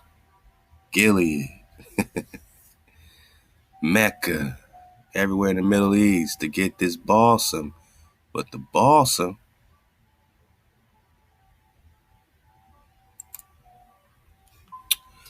a form of balsam is guaiacum, which is found in South America and the Caribbean. Now, what's the cure for sinus syphilis or dog-headedness, my naga? What's the cure for sinus syphilis? Sinus syphilis. Syphilis is Syphilis the shepherd syphilis, who was cursed with this sinus of phallus dog-headedness. Look up St. Christopher dog-headedness. We don't have time right now. We popping off with the guaiac wood. What's the guaiac wood, my naga?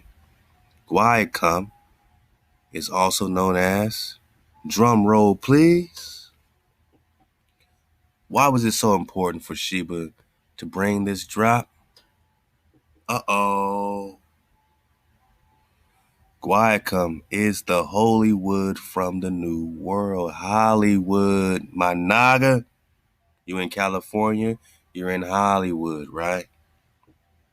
Hollywood, California. Queen Khalifa is California. Queen Khalifa is Sheba, who brings the balsam or the guaiac or the Hollywood. My naga. In the last decade of the 15th century, right, an insidious disease began to attract widespread attention in Europe. This disease, which finally became known everywhere as syphilis. They ain't talking about the venereal. When we recon it, go get all that drop, sinus syphilis. We did like 6-part series on that. This is connected to sinus syphilis, dog-headedness, my noggin. And there were 2 cures for it. You can go through mercury, which was almost like worse than death. It was super painful. Or you can find the guaiac holy tree. This is their holly tree, Hollywood or holy tree. That's why she's being connected with the holy tree. They say devil's tree and all that, right? But this sister had to drop on the Hollywood, on the holy wood. We just talking about Callie, my sister, Queen Khalifa.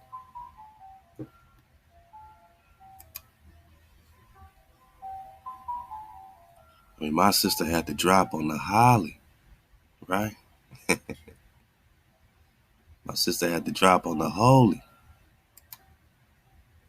My sister had to drop on the holly and the holy, on the guac. And she got the guac, right? But they're saying Queen Sheba brought the balsam as a gift. Because if Solomon had the magic holy tree, he can do a lot of trading with that. Imagine how expensive it was for a cure for syphilis or sinus syphilis, my noggin. To reverse the curse? Yeah, that would be magic, right? Yeah, man, yeah. Well, this guac in South America and the Caribbean, small tree is very slow growing, all right? Reaching about 10, meters or 33 feet. Damn, 33 feet is pretty tall.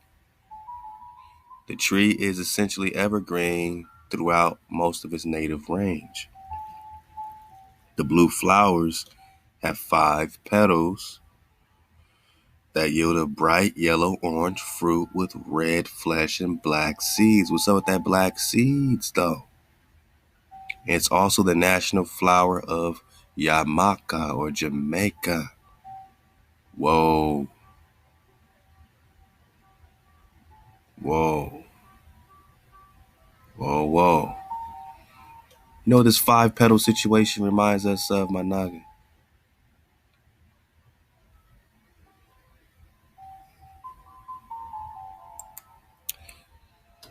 It reminds me of the Jack in the Pulpit, the Prester John.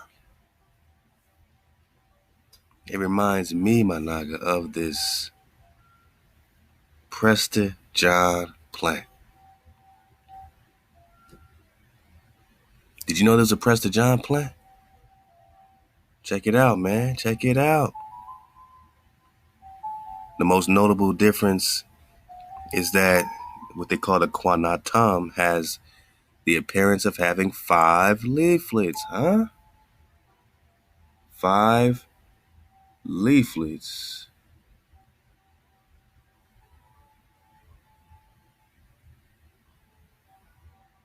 Just like that guac.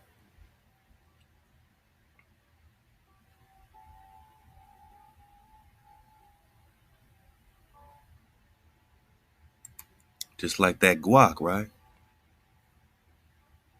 5 petals.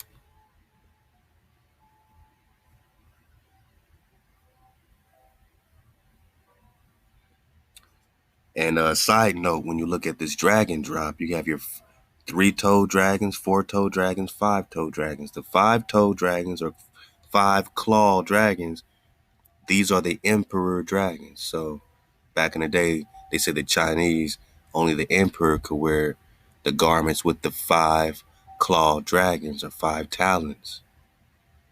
All right, 5 petals.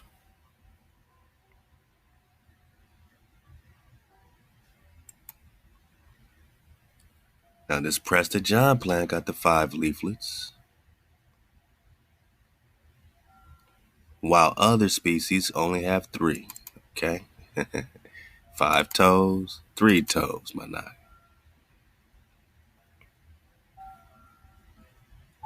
So this is one look at a jack in the pulpit.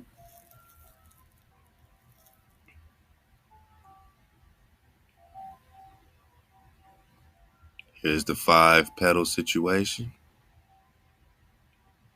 5 leaf situation. And yeah, I mean, why is this called the Prester John plant, my nigga? Found in America. These are American plants.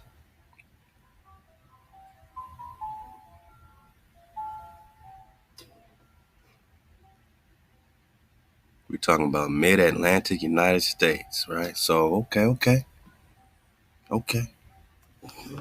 I mean, hopefully the picture's getting clear to you, my nigga. You know what I'm saying? That these, plants, as we start, going more towards this Voynich manuscript, which is nothing but flora, right? But it's a code. It's an encrypted Hebrew, stylized, Indianized, they say, written by King David or Prester John. Now you have Prester John plants. My nigga, you got the guac, the balsam. And the balsam is the cure. It's the Hollywood.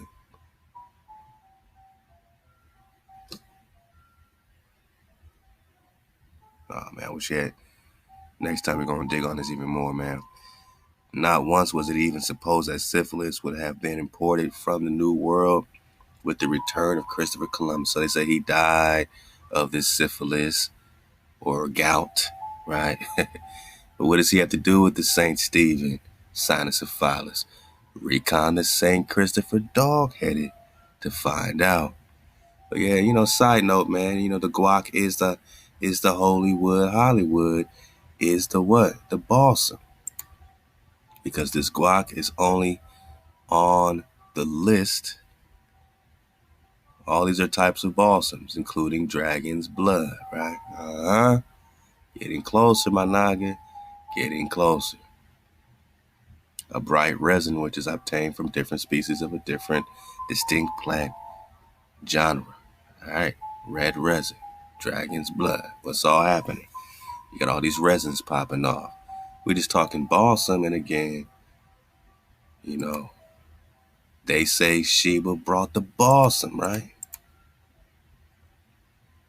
The holly tree, the holy tree, the Hollywood. But you would have to know you're just talking Queen Khalifa. Queen Cali is, holding that Hollywood, right? That guac. Bringing it to Solomon and them, right? Let's go, man. Let's go. So back to, the high Amazon queen situation. You got the ruling family of, well, who are the Barbers, man? I think that's where we were at last time. Who are the Barbers? Who are the Barbers? Let's see, where's my forbidden history drop? There we go. So when you talk Babylon, you're talking Nebuchadnezzar, possibly as the son of Sheba and Solomon. Damn, what's that got to do with Menelik then? I mean, they say Menelik and all that, right? So what's it got to do with Menelik?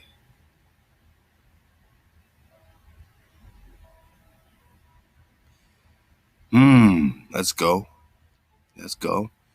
So Venus Ogam is Solomon, the builder's father. So I said, what does this got to do with David? Are we just having another title for David? We talk Ogam and connect that to the Ogam script, but let's just focus on Bravo.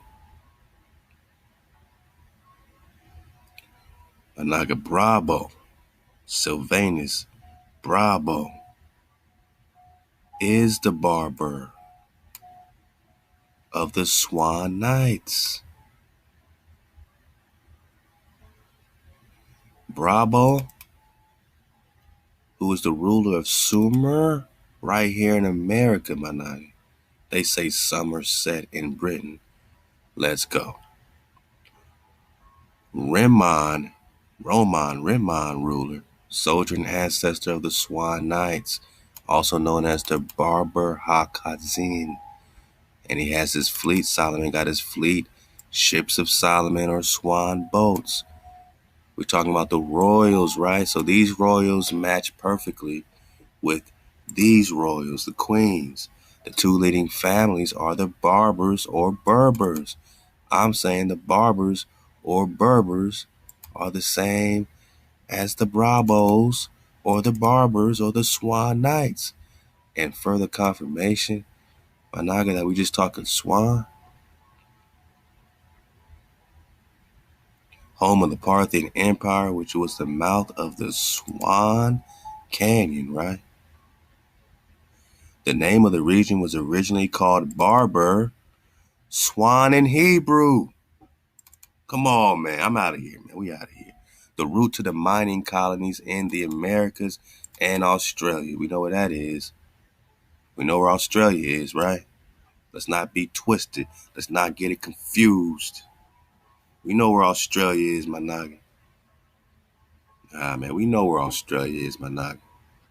Let's not be, you know what I mean? Hey, a picture's worth 1 billion words in this case, man. Because we know where Australia is. We're just talking South America. High Amazon Queens holding it down. Swan Knights. Queen, you know what I'm saying? Queen Knights, King Knights, my noggin. Female Knights, male Knights, my noggin. But we're talking Australia, right? Yeah. We're talking Australia, or Australasia.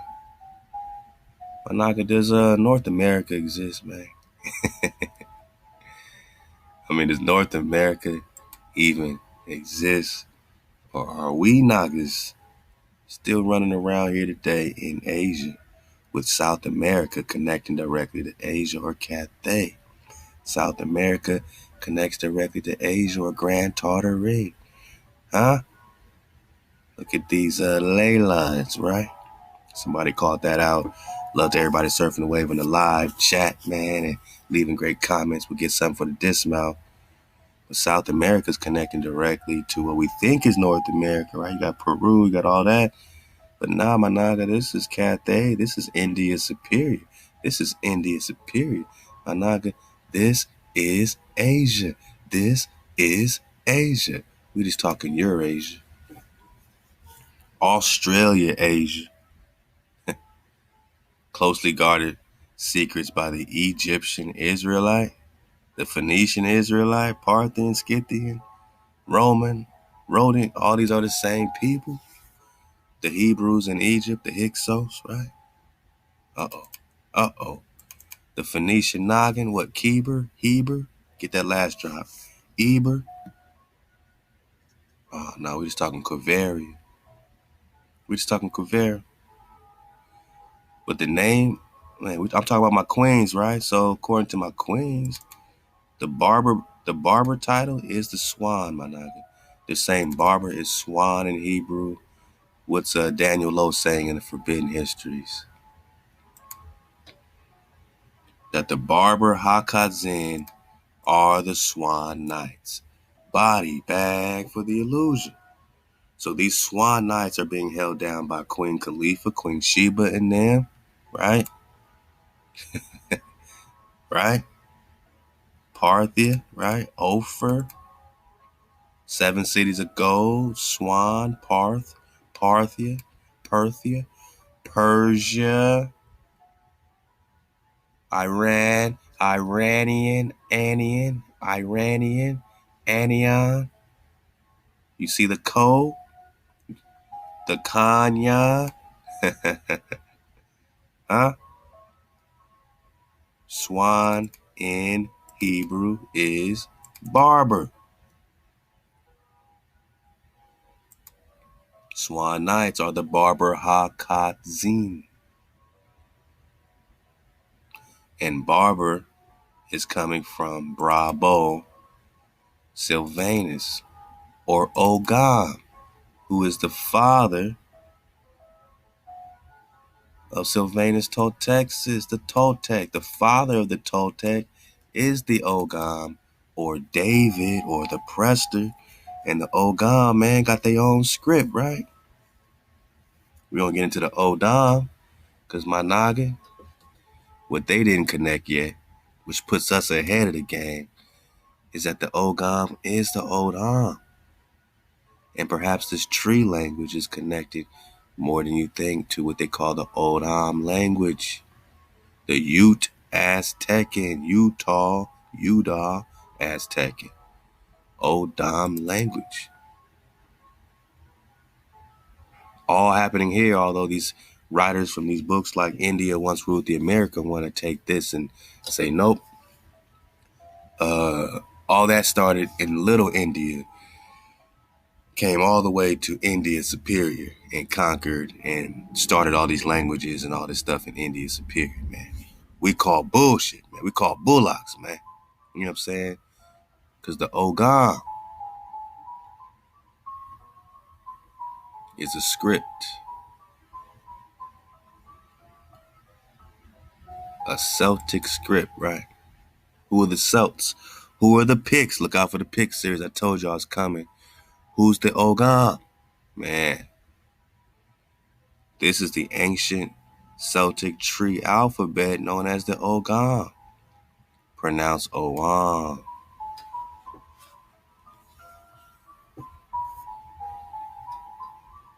Ogam? Allcom?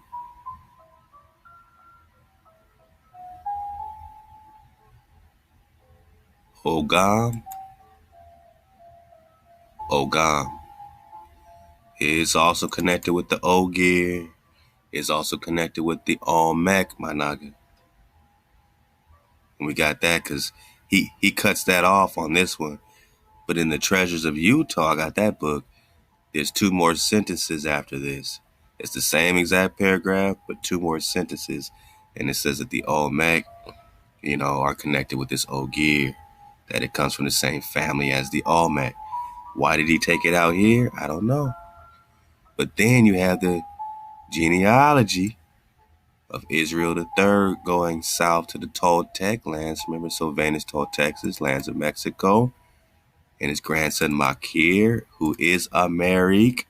Why did they call this America? I'll wait.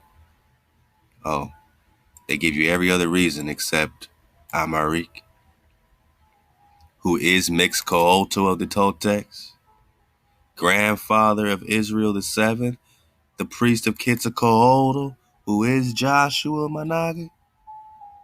Oh, we just talking about 1,000 because he left Rhoda. Rhoda is not Rhode Island.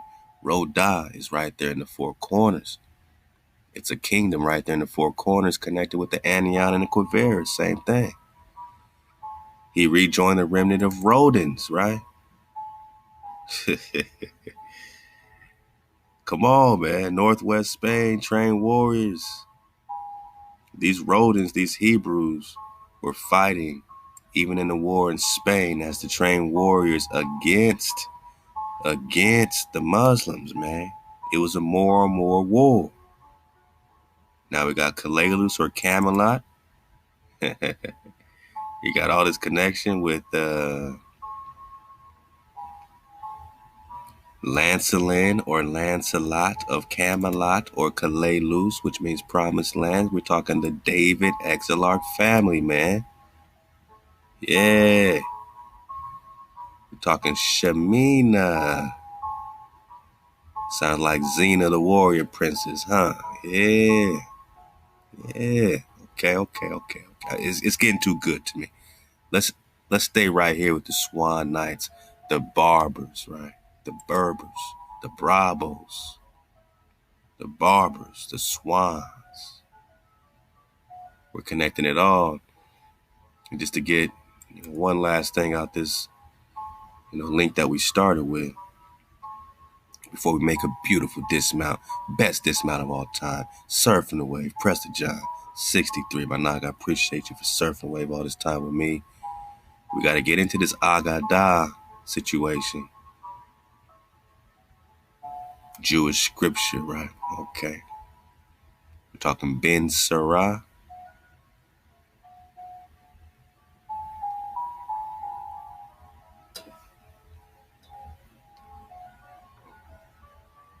Now let's see what they dispel with here. It's not exactly a legend we should be proud of. Not only did Solomon shut something Sheba, he shamed her into conforming to his sexist beauty ideas, upgrading her from a demon of the night to a cultured woman. All right, dodge your hijack. Let's go. Let's pick it up from here. Jewish texts demonize the queen of the desert by rejecting her humanity and characterizing her as a supernatural succubus who knows how to manipulate men with her feminine wiles. Now, somewhere here they say that she's also the, forerunner of the Helen of Troy. The whole Troy story where they go to war over Helen of Troy, like she's the original, she's the real Helen of Troy, man. What does that got to do with your rope? But man, I mean, all this stuff connects. Nebuchadnezzar eventually destroys Jerusalem temple, avenging his mama, man. So that's a major connection. Is Nebuchadnezzar the son of Solomon and Sheba or Lilith? That's major. And so the sages took a perfectly lovely story about a biblical black queen and tore it to shreds with unnecessary stories, transforming her to a majestic embodiment of femininity to that of the evil Nebuchadnezzar's mother. Sheba might only be featured in the Torah as a tool to highlight Solomon's sagacity, but like a rug due for a cleaning, it is not too late to beat the sexism, xenophobia, and racism out the story. Hey, Queen of Sheba in every tradition is important because of her own wisdom. She knows when to react and when not to. She knows when to ignore advice, that of her counsel, but also when to embrace it as she converts. Her questions are specific and pointed, and she knows what to look for to prove Solomon's divine intelligence. All right. Yeah. What does it say? Drenched in the boring, sexist interpretations of Jewish scholars, Sheba's story can be wrung of misogyny to reveal her true legacy as the Jewish black biblical babe who got her way with Solomon, armed with chutzpah and charm. She traveled to Jerusalem, got a divine king to eat out of the palm of her hand and elsewhere, and ran a country comparable to the Garden of Eden.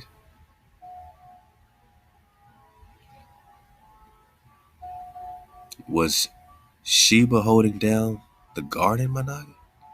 Was Sheba holding down paradise? Dragons, paradise? Bringing that balsam, right? Bringing that balsam, Khan.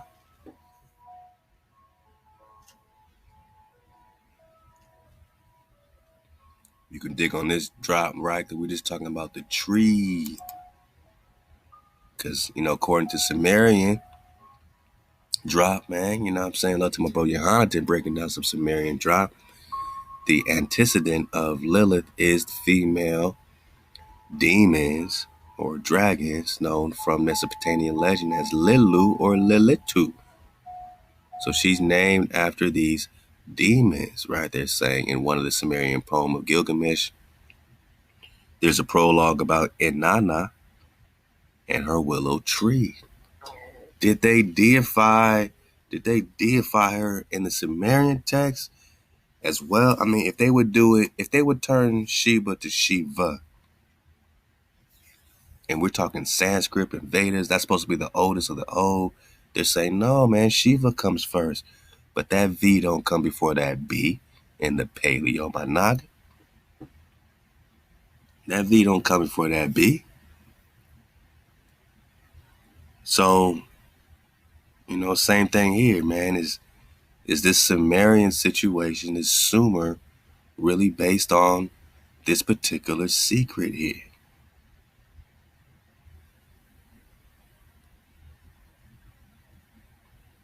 Oh yeah, more on that Haggadah. So they said the legend of a demon queen, right? A night monster. Let me get back to that Sumerian drop right quick.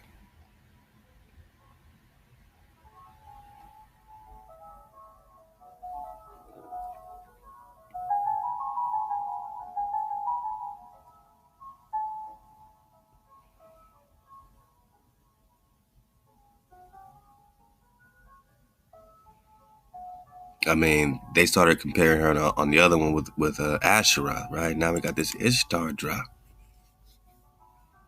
And then you got the sisters baking raisin cakes to the Queen Mother and all that stuff in the script. Why would they call her the Queen Mother of Heaven? Unless she was Lilith, the first woman ever created. At least on that particular timeline, right? So can you see how the sisters would be going a little or way left? Can you see how the sisters would start baking raisin cakes, you know what I'm saying, to who they would consider the first woman of creation? Can you see how the sisters might start deifying her, and how these Indian, Vedas and stories started deifying her? And Manaka, even with the Sumerian drop, they're deifying her. Because we just talking Sumer, Khan. Sumer, Khan. Manaka, who's the ruler of Sumer?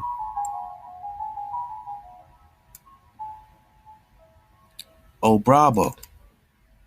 Bravo, Barber, Swan Knights, Barber, Swan in Hebrew, Barabia, like Barbaria, right? Right. Right. So what's the essence? What's, what's popping all this, Phoenician Israelite, Egyptian Israelite, Barber, Swan Knight?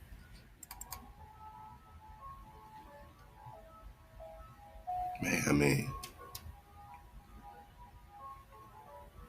the two leading families, Barbers and Berbers, are the Barbarosas and Reese families, which were branches of the ruling family of Rhoda and Rubani or Lubani. And we just got again out the forbidden histories, man, that not only is the Swan Knight connecting with the Bravo, which is the Barber, but the Rhoda, he Quetzalcoatl rejoined the remnant of Rodins, who he led east and then back to Europe and some Latin Jewish Rodins. So Europe is where? Europe is also Asia, right? So we are holding down the three Indias. We had connections, with the David Exlark family. You know what I mean? The Rhoda or the Rodins, all these connected with the Four Corners. Arizona, Utah, all that. The Rodins, right, are the same ruling family of Rhoda and the Rubanis. And the Rubanis, my nigga. I mean, hey, look no further than Solomon's queen. You could call her Sheba. You can call her Khalifa. You can call her the Queen of Rubani and Labana, which is also a title proven right here. Because Rubani or Lubani. Rubani and Lubani are the same dang thing. Labana and Rubana or Rubani, So this ain't her name, man. They don't even have her name. She's just the wife of Solomon. So who is she? Her name ain't Labana. Now that we get a separate substantiating drop. And then there's also Albana. Because you see this Albion all over these artifacts in Arizona. Albion, right? And they say all these other things for it, but Albion is connected directly with this Rubani and the Rhoda and the Rodans. Whether they were outwardly Muslim, Jewish, or Catholic, they served the hidden Amazon high queens who, after 1530, had moved with her warrior Hebrew Amazon women into the area of the Caucasus. We're still talking Asia.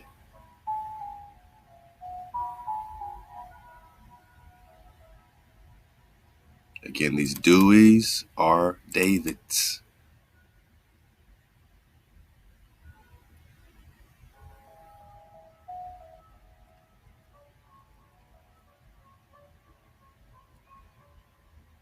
And yes, there's a lady Esther. Does she have anything to do with the Esther in the scripture of Mizraha or Mizraim? High Amazon Queen. What's this Lady Esther got to do? So if Lady Esther's popping off, we got the Mordecai, got all this 1600s, my noggin? Could it be?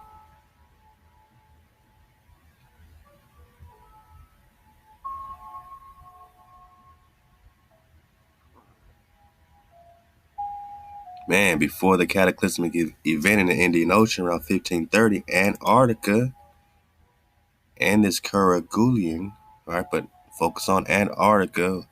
It says was closer to Australia. No, Antarctica is Australia. All right. Mainly ice-free with a warm tropical climate, my noggin. Ice-free with a warm tropical climate, right? So what happened? You know, when you start digging on the Press of John investigation, man, I mean, you got to ask yourself, why are they calling this stuff Terra Fuego? Fuego. All these maps have this connection, right?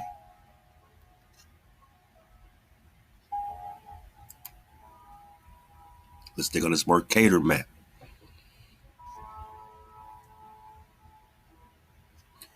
Terra Fuego, right?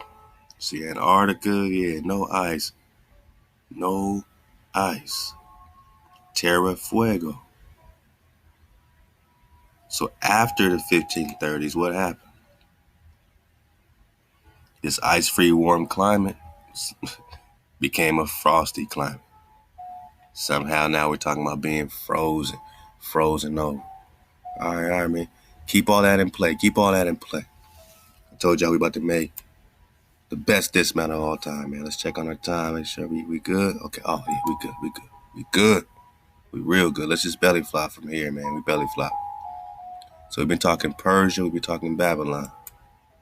Here's some things you need to know. I'm belly flopping now, man. Let's go.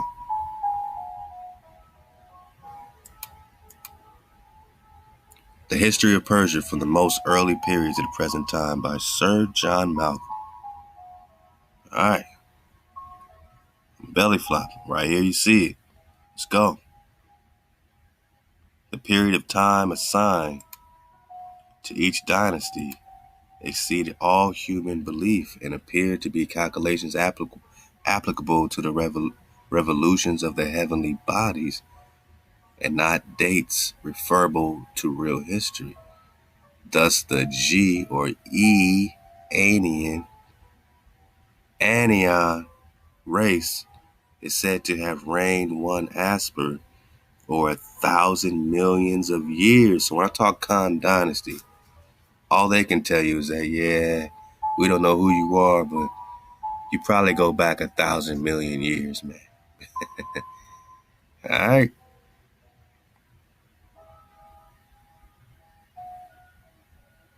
King of the earth, man. Who's the king of the earth, man? Who got the keys, man? All right, you know. I'm just showing you what we're going to get into a little more next time, because I want to dig deeper on the Anion race, right? This is the United States investor and promoter of American Enterprise, Volume 11. And you keep seeing, you see what I see. It's an Anion race, right? Here it says the Anion race, like Torah, huh? The Torah, huh? I mean, did these high Amazon queens, have anything to do with the Torah? We just digging on it, man. We just digging on it.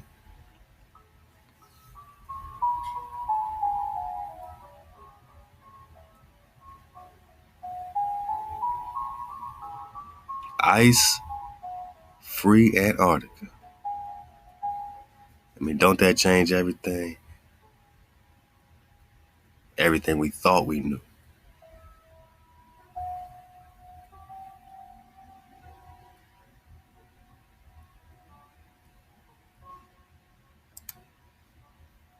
Let's check this other Elahu project.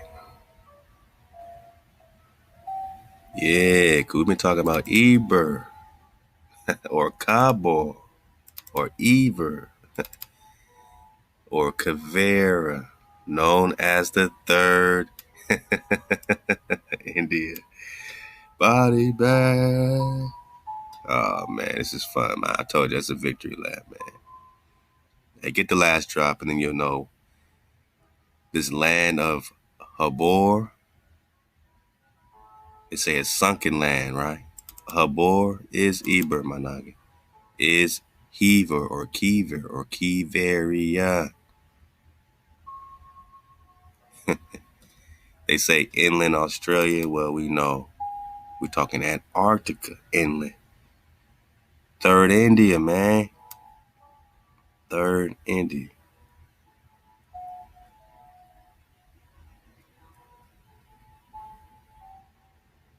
Let's check this out. Benjamin associates the Indian Ocean lands as Aram Rahob, a kingdom mentioned firstly in the days of King David. Prester John. Among them are a group of pious or righteous Hebrews, who they say wear black and are devoted to great dame or lady, who is the Shekinah, Zahor, and her earthly representatives, the Sheban, Amazon queen. So this lady was deified in everything, Managi. When you go back into what we getting, that Sumerian situation, you know what I'm saying? You got the Sumer, Lilith, and all that. And you got the ruler of Sumer situation with the Ogam. Before you think something is ancient, you need to know that you don't know nothing.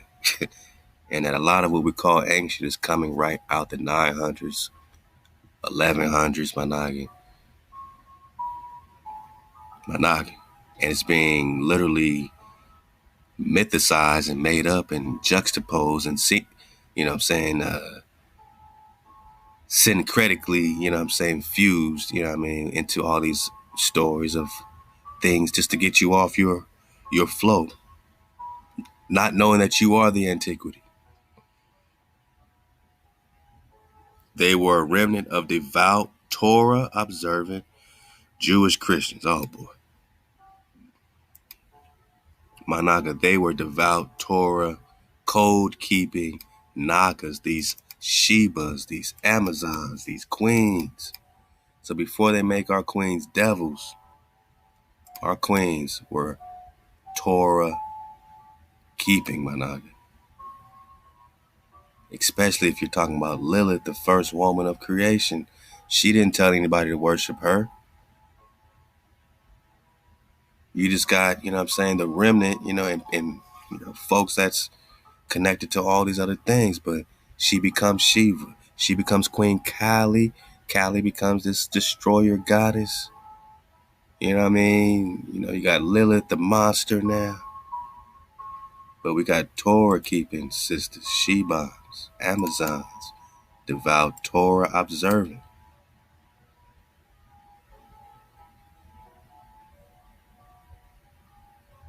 We're talking 3 Indians, man. Raja Hiraja, Jadaran, the first Chol, and they say Christian. Come on, man. Nestorian, emperor of the 3 Indians. Or Prester John. It's all about the Prester. Now check it. The Davidic princes, Solomon of Telmas, right? You saw that before. And Canaan of Thema. Actually, the sons of Prester John, whose grandfather was Prince George or Prince David of Georgia. Are you talking about the same Prince David?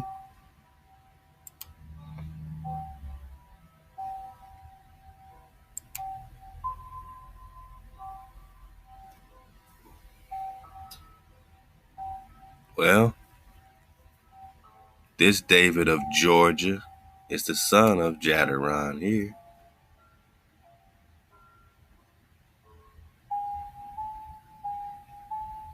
Jadaran Emperor solely Prester John. Now you can go through different genealogies and you'll keep, going into his father, and you're going to keep getting more Davids, and more Davids. That's why I said the David title predates the King David story you've heard of.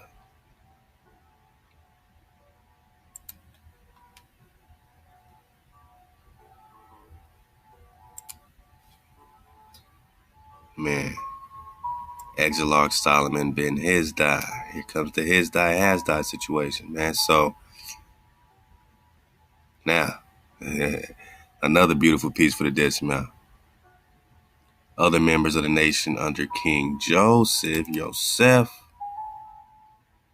Rubadi, and Prince David Rubadi, son of King Solomon V Rubani,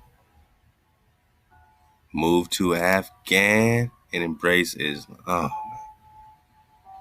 man. Managi. They're going to keep throwing this Afghan out here too, right? This is something that we first heard about in the $1,000 book, Medieval History of the Israelites, man, by Robert Grisham. Afghan, what's Afghan?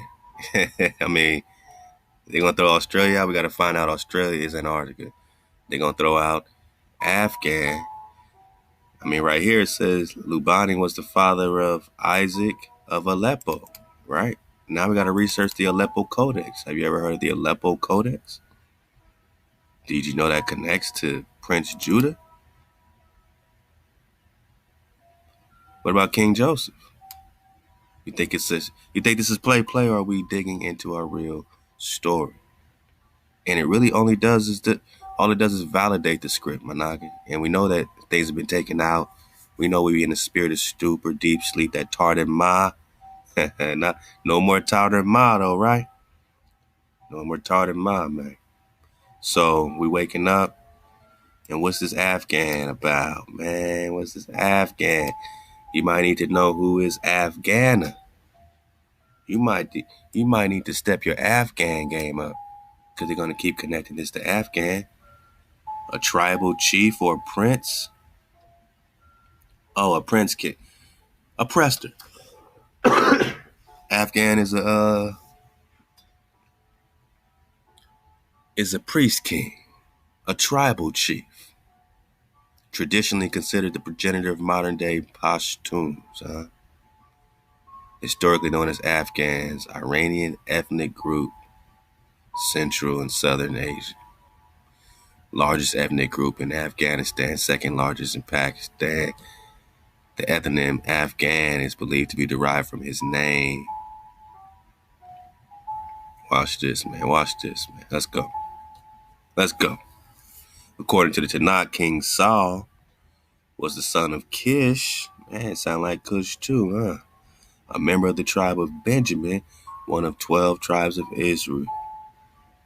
Got it.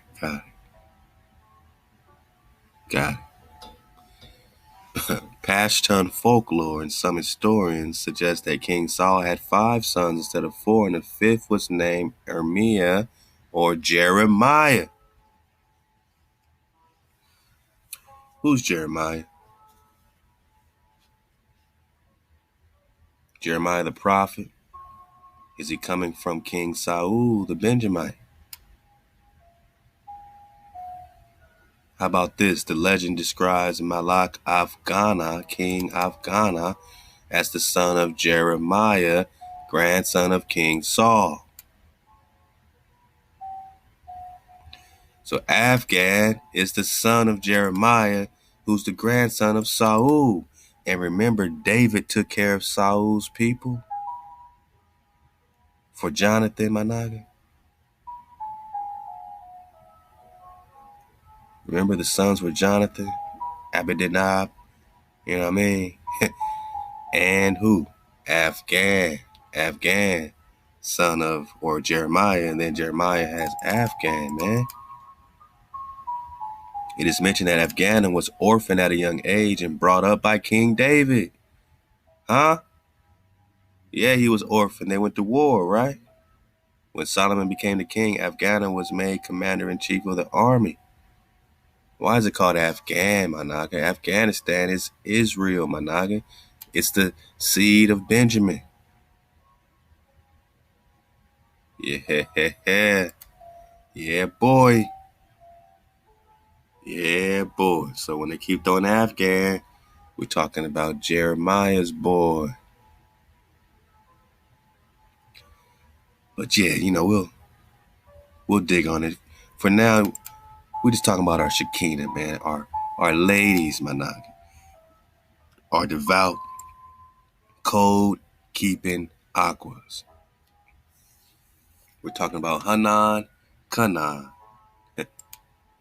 Hanan Kana, son of Prestijohn. Son of Prestijohn. Hanan Kana. Hanan is Kana.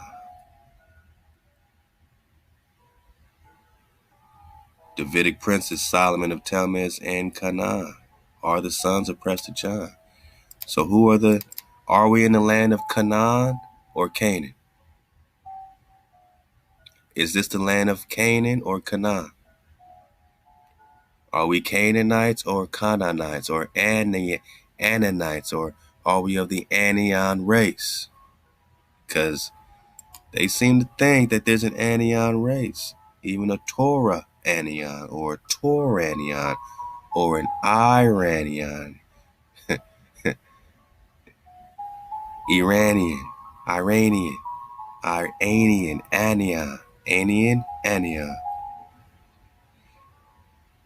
The Turanian race was unquestionably at the start a factor of tremendous importance in starting the human family on its upward march. It may have been a very superior wisdom that led the Chinese to discern that the perpetuity of a race is contingent upon modern course of living. Managa, these Anion popped off, starting of this so-called human family. Let's go, man. We belly flopping for the dismount, Managa. We keep hearing about this Anion race.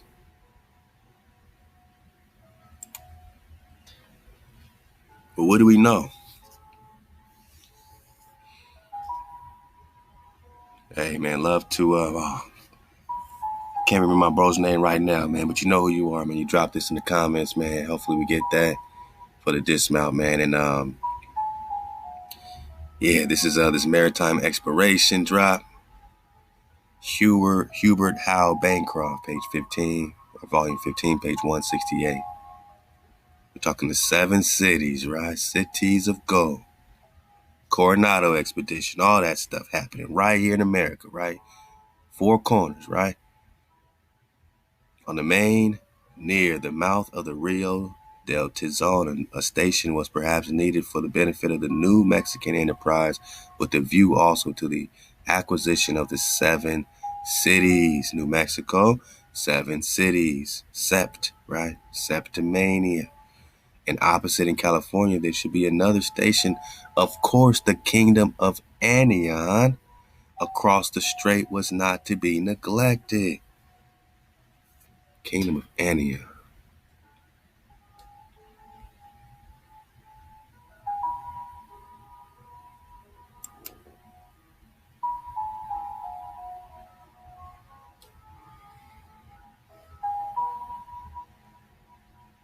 I mean, the Anion kingdom is just popping off, man.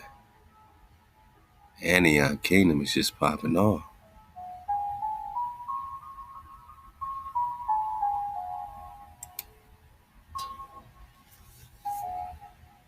The Torah, Anion kingdom. But now it's just popping off.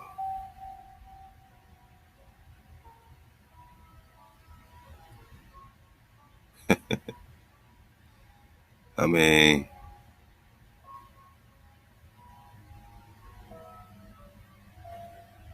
that's the one we used last time.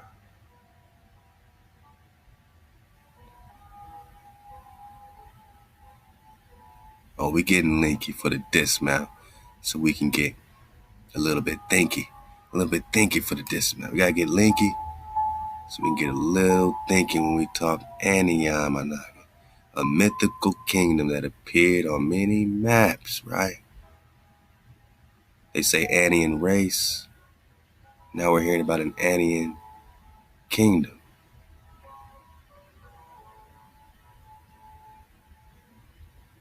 Oh, yeah.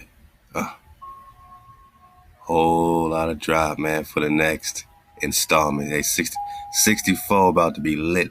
That's all I can say, man. I'll tell y'all in advance. Press the 64 about to be litums, my nigga. All right, litums, my nigga. I'm looking for this other map we used before. And remember, the Arnon is the Anion, right? So the Arnon is this border, this Moab border, Numbers 21. Arnon is Anion. Is Anion.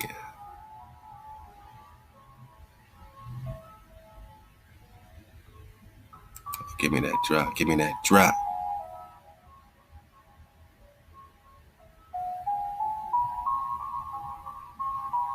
Got so many maps, man.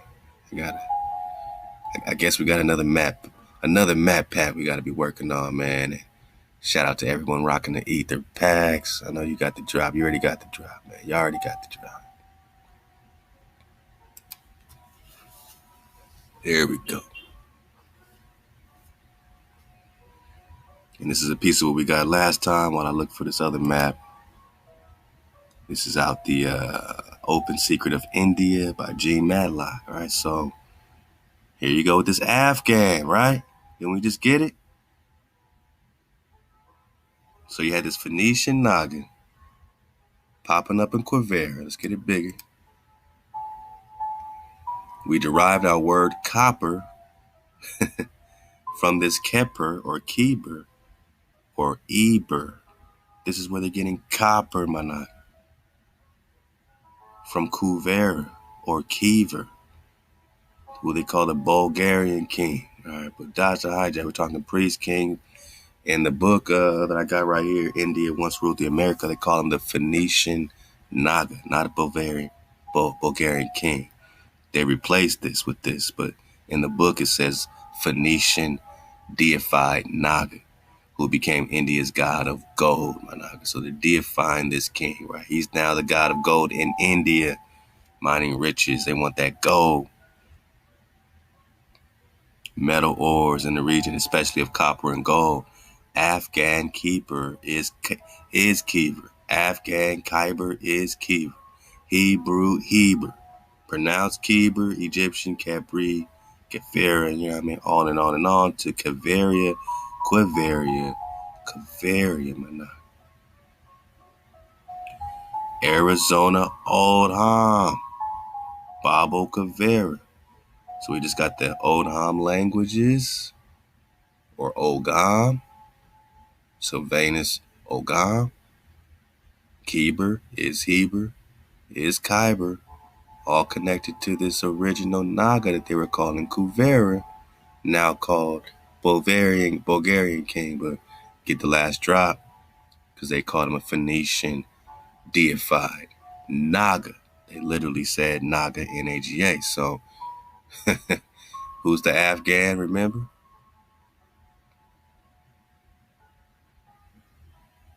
Son of who? Malak Afghan. Afghana was orphaned at a young age, brought up by King David. So he was brought up in the cloth, in the flow. We're talking son of Jeremiah, grandson of King Saul.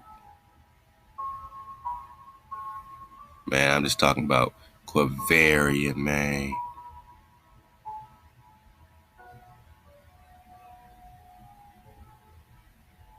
The Quavaria Regnum, man.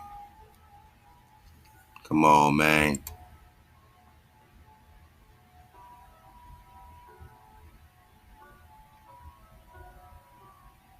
This ain't no play. When we talk Quavaria, man. If Quavaria is Keber, is Eber, right? We're just talking the cities of Go. In the Straits of Anion, we've got a whole kingdom of Anion right here. Anion Regnum is the kingdom. Anion race, what's it got to do with Anan, Ben David, or the Mar Anan, connecting with the Amazon or the tree, Roraima? What does Quavaria have to do with Eber, right? Then we just get that. So Quavaria, Keber, Eber, Kyber. All this drop, man. I told y'all this is the best dismount of all time, man. Because Quivera, spelled the same here, Quivera,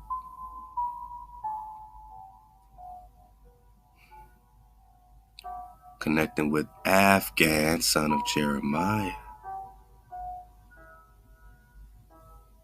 David is taking care of him, right? You think it's a coincidence all this is in the same place? In the land of the Prester? The land of Prester John? What does the British Museum know that we don't know? What do they know?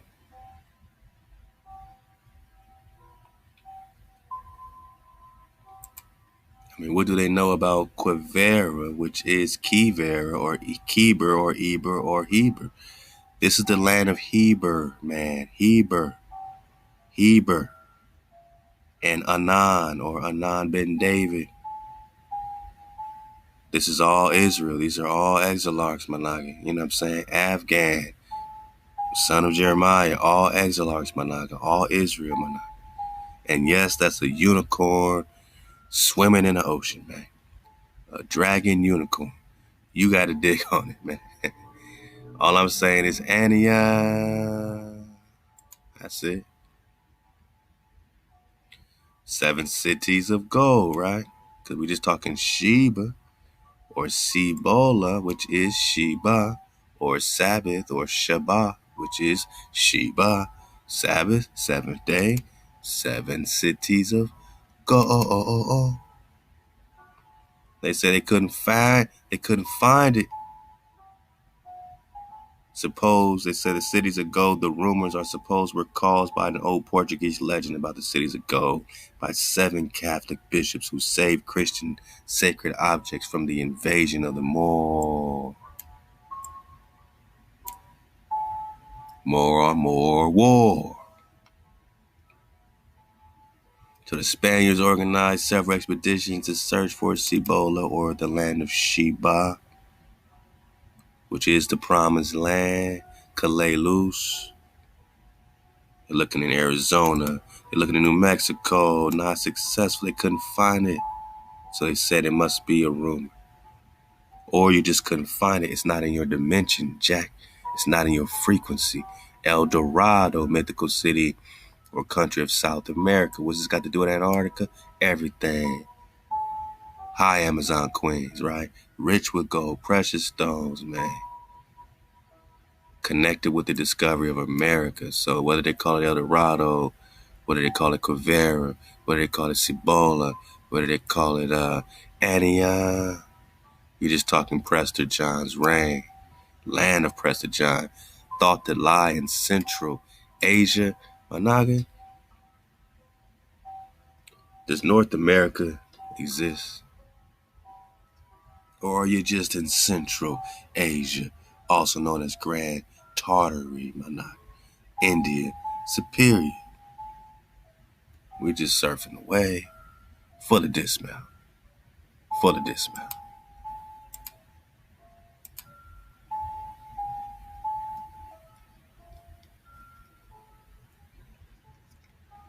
Does North America exist?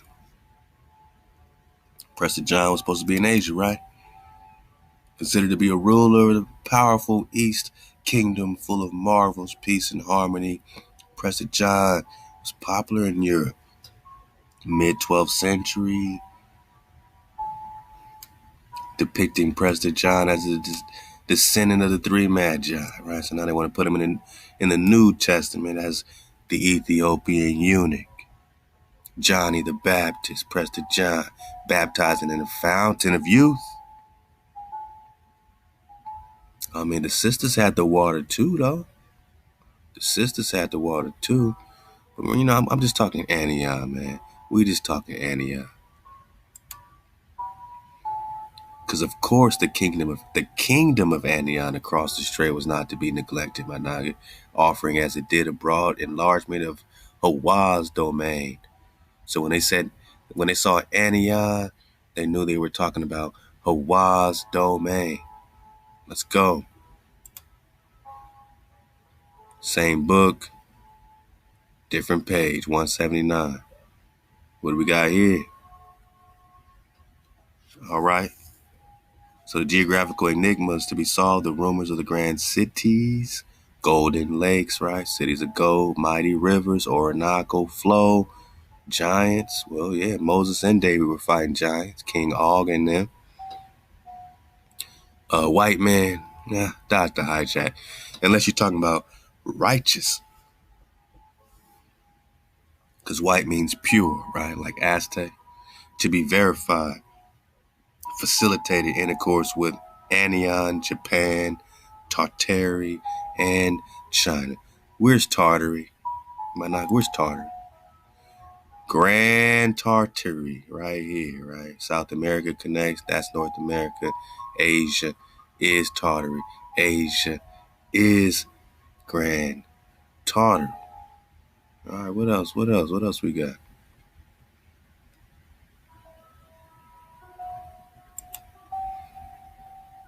So Anion, Tartary, Japan. Where's Japan? Come on, man. Atlantic Journal, man. Come on, y'all should already said it. Atlantic Monthly Journal drop, volume 104. Hey, can we get a bigger drop so we can talk about Japan?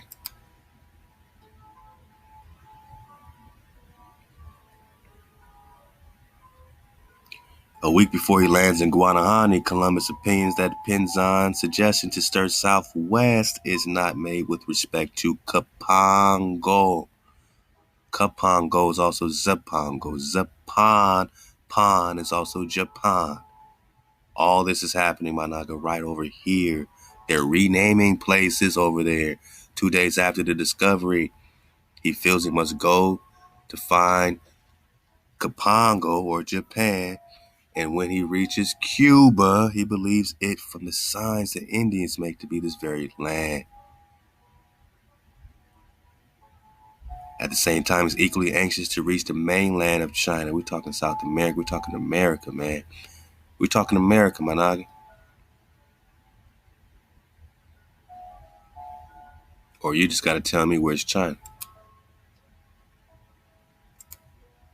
La China, right? We're talking America. So he's, reaching this mainland, right? That's India Superior.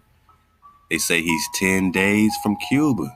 That makes sense here, but not if Cuba's way the hell over there, right? So 10 days makes more sense when you see it in the 1500s map. Hispaniola, China, got it. right? Because we're having these kingdoms of Anion and Japan, or Kapangu, Zapangu, same as China, La China. All this Manage is right over here with you. So we got this. All right, so he has these letters he's carrying to the Grand Khan, right? Letters of the Catholic kings to the Grand Khan, now so hopeless in anachronism with the said Grand Khan. Who's the Grand Khan? Huh? Who's the prester he's looking for? Who's the priest? Let's go for the dismount. The Cuban monarch was now at war, so there's a war popping off in Cuba. The Khan's great ships, the Solomon ships, the Swan Knights, he understood came to Cuba. 10 days journey from the Chinese mainland. How in the world does Cuba get 10 days away from China, man? Unless Cuba is here and China's here, right? And if China's here, so is Kapango. So is, all of the ancient India, all of the ancient world. I mean, ancient Africa, ancient Egypt. So what are they reflecting over here, man? What's really happening? I mean, these are the real questions and the real flow, man. And, this is Prester John 63. And again, back to this mythical Straits of Anion. Venetian traveler Marco Polo returned his European wanderings 1295. He brought back for the use of geographers and future travelers and a fund of information concerning Eastern Asia. Where's Asia? Becomes their main source of knowledge for the next 500 years. Finding you became their main source of knowledge. The mystic land of Cathay. Where's the mythic? Where's Cathay? Cathay. Managa, you already home. Mystic land of Cathay. Mystical cities ago. Everything about you is mystical. Oriental splendor. Civilization. We're looking for the first picture gradually faded away, and it was at length revealed more exploration must take place upon and around Balboa's new ocean before the coveted land of Kublai Khan and his descendants could be attained. That means that Kublai Khan was coveting you, which means Genghis Khan was coveting you, which means that they were coveting the promised land. And what's the rules? What's the code? Thou shalt not covet, right? But they're still coveting your stuff, which means they're breaking the code because they want to get the what? They want to get the vortexes, my noggin. They want to get the vortexes, man. I mean, that's where, when you bring it back to the queen,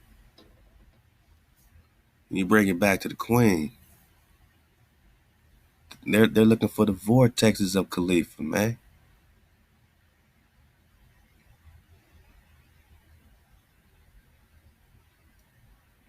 I mean, just look at this, these ley lines, man. The wormholes, the worms, the dragons, the great male dragon, great female crisscross applesauce, right? What's happening in Peru? What's happening over here with you? You just got to dig on it. What are they guarding in the Bering Strait? What are they guarding, man? What gateways are they guarding? What's Kublai Khan and his descendants trying to covet, man? Why they trying to roll up on your stuff, on your things, on your Ania? Which they call a mythical kingdom, but Marco Polo knows about it. How did he get here? With Genghis Khan and them? How did he get the drop? Where's the real Silk Road? Where's the real land of the Prester, my noggin? Come on, man. Where's Anion, man? Hey, this is pretty cool, man. Nice little for the dismount, man. Hey, when you talk about hidden dimensions, man, some gamer drop. They got a little something called the Ka-Anian race. Anian, right? Which reminds me a lot of Canadian, you know what I mean?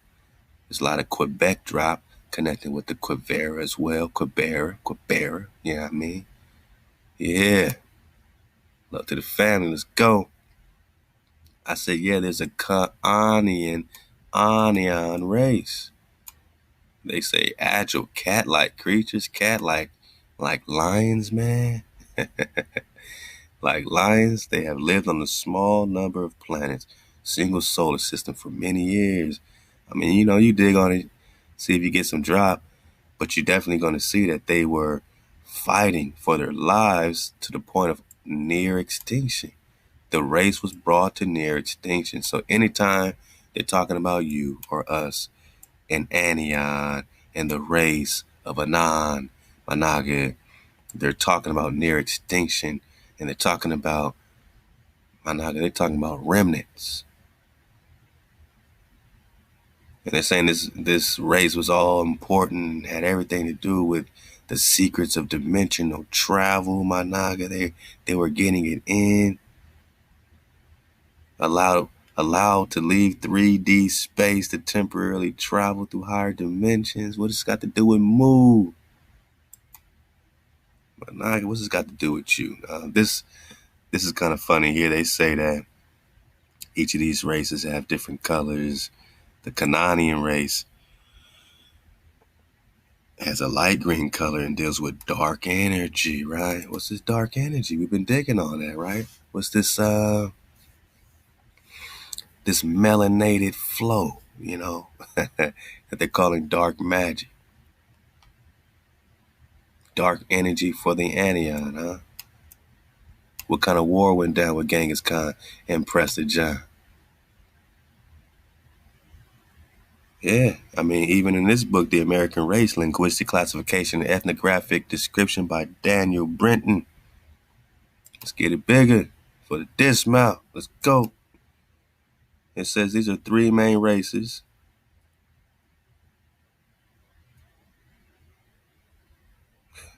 Talking about the American race, right? But now you got the Ando-Peruvian, the Pompeian race, and the Brazilio-Guaranian race.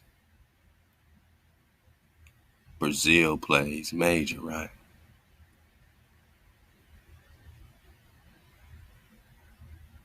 Fuego. Yeah, these titles, man, will get us every time, man, and, you know, bring us into more clarity. Man, what's up with Ania? Another of these gamer drops.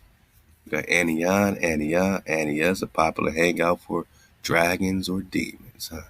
Dragons or demons. Shan Ra, a system of Atalia. What? The primary planet is Ania? Man, don't this sound like Atlantis and the primary plane is Ania, right? Or Ania, but Atlantis or Atalia, you know, is a system within the Anian race. Again, Anian race. You say Atalia is supposed to be a part of it. Small galaxy situated very close, obscure view from the Milky Way. All right. Telana, Telama. Sounds like those Swan Knights again, man. They say Atala, the captain's daughter. The captain's daughter, man. Hey, shout out to the queens. I'm just asking some questions on this investigation with all my Nagas. Because we're supposed to seek David, which means that we're also going to be seeking our high Amazon queens, you dig? The Shebas, the Flo, the queens of the Rubati, Ghani, and the Mani, my Naga, that are devote Torah, code-keeping Aquas, seeking Hawa, and David the Khan. This is our charge. This is our charge. This is why we do. This is why we pop off the way we pop off, man. And when we really start connecting the Odam, you know, that connects directly with the Ho-Ho Khan, the Odam, and the ho-ho-com. The ho-ho-com, they say, are the people that disappear. But I say you didn't disappear, man. I say they just switched up the language and switched up the story. We're talking about indigenous languages, man. The Ute, the Utah, the Ute, the Yuda indigenous languages, man. The Utah indigenous languages. I said the Utah indigenous languages, because they call the Utah the same thing. The Ute, that's Tekken, but they give you the drop in etymology that we're just talking Utah. High mountains, high trees. Judah. Utah is Judah. All in your face, ball. So you got a kingdom. An entire kingdom to dig on. That is Kalalus. That is Shebola. Because we just talking Sheba. And just right quick, when we dig on the forbidden histories, we're just digging on Sheba.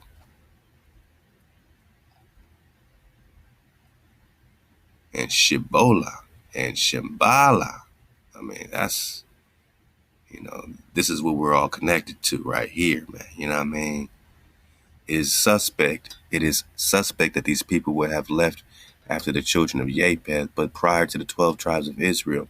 This comes from the idea that the queen of Sheba believed to be one and the same people as Shambhala,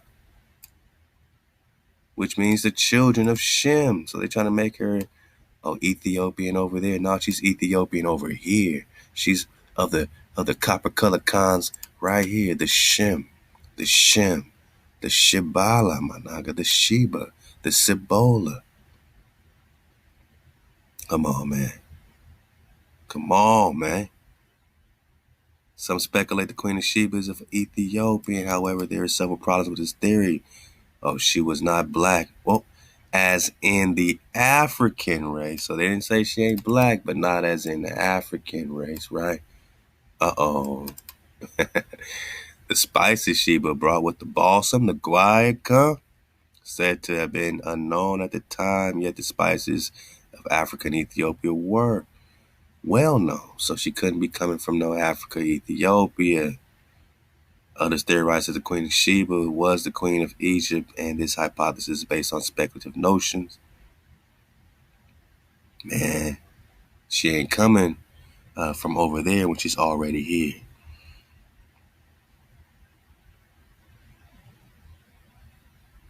And they had some drop on. Get it back right here. The daughter of the oath, the seven. We're talking about the seven.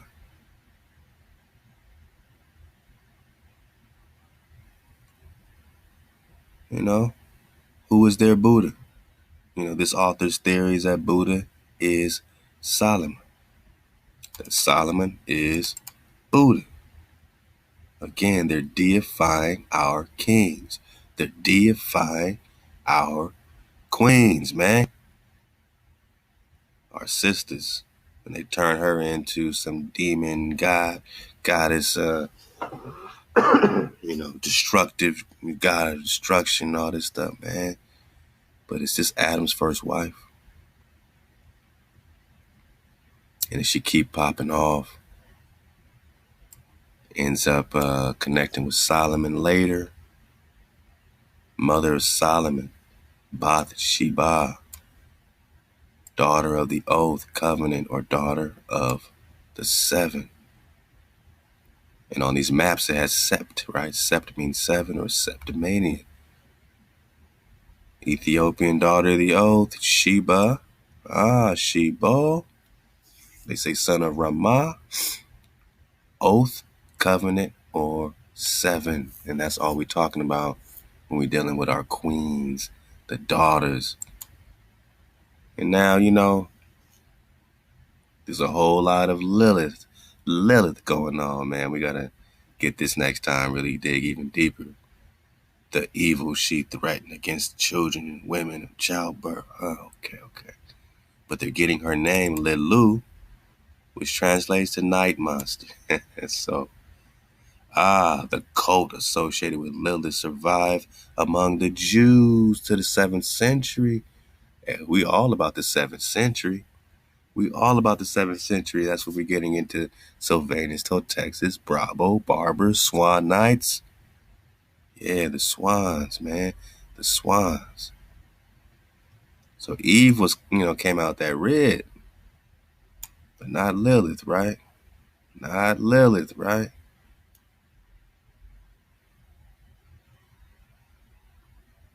Nah, not Lilith.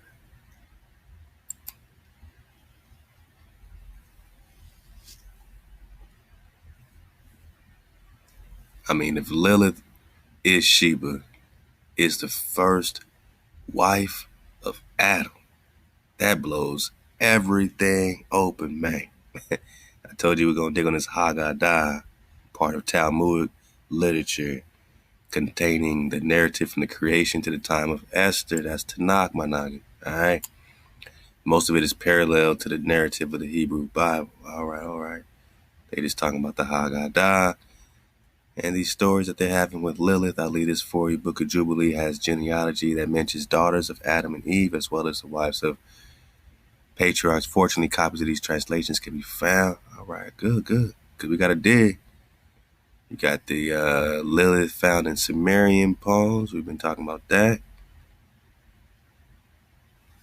Let's go back a little bit.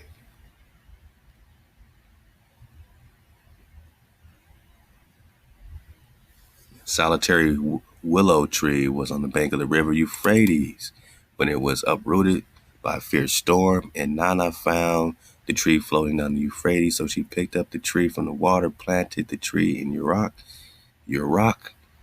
She did so because she could later use the timber to make her pure throne, pure bed.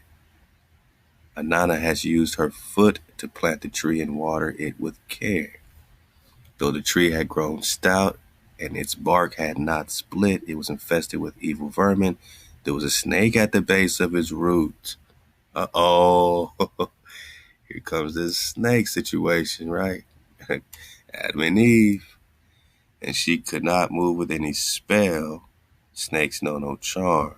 Snake that knows no charm.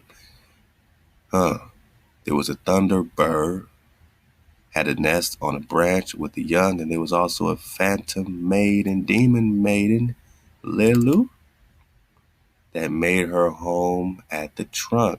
Is this demon maiden or phantom maid, which some has translated Lilith, like in the passage of biblical Isaiah? The poem doesn't give any name to the she-demon. The demon maiden laughed happily because the goddess was powerless to remove these vermins.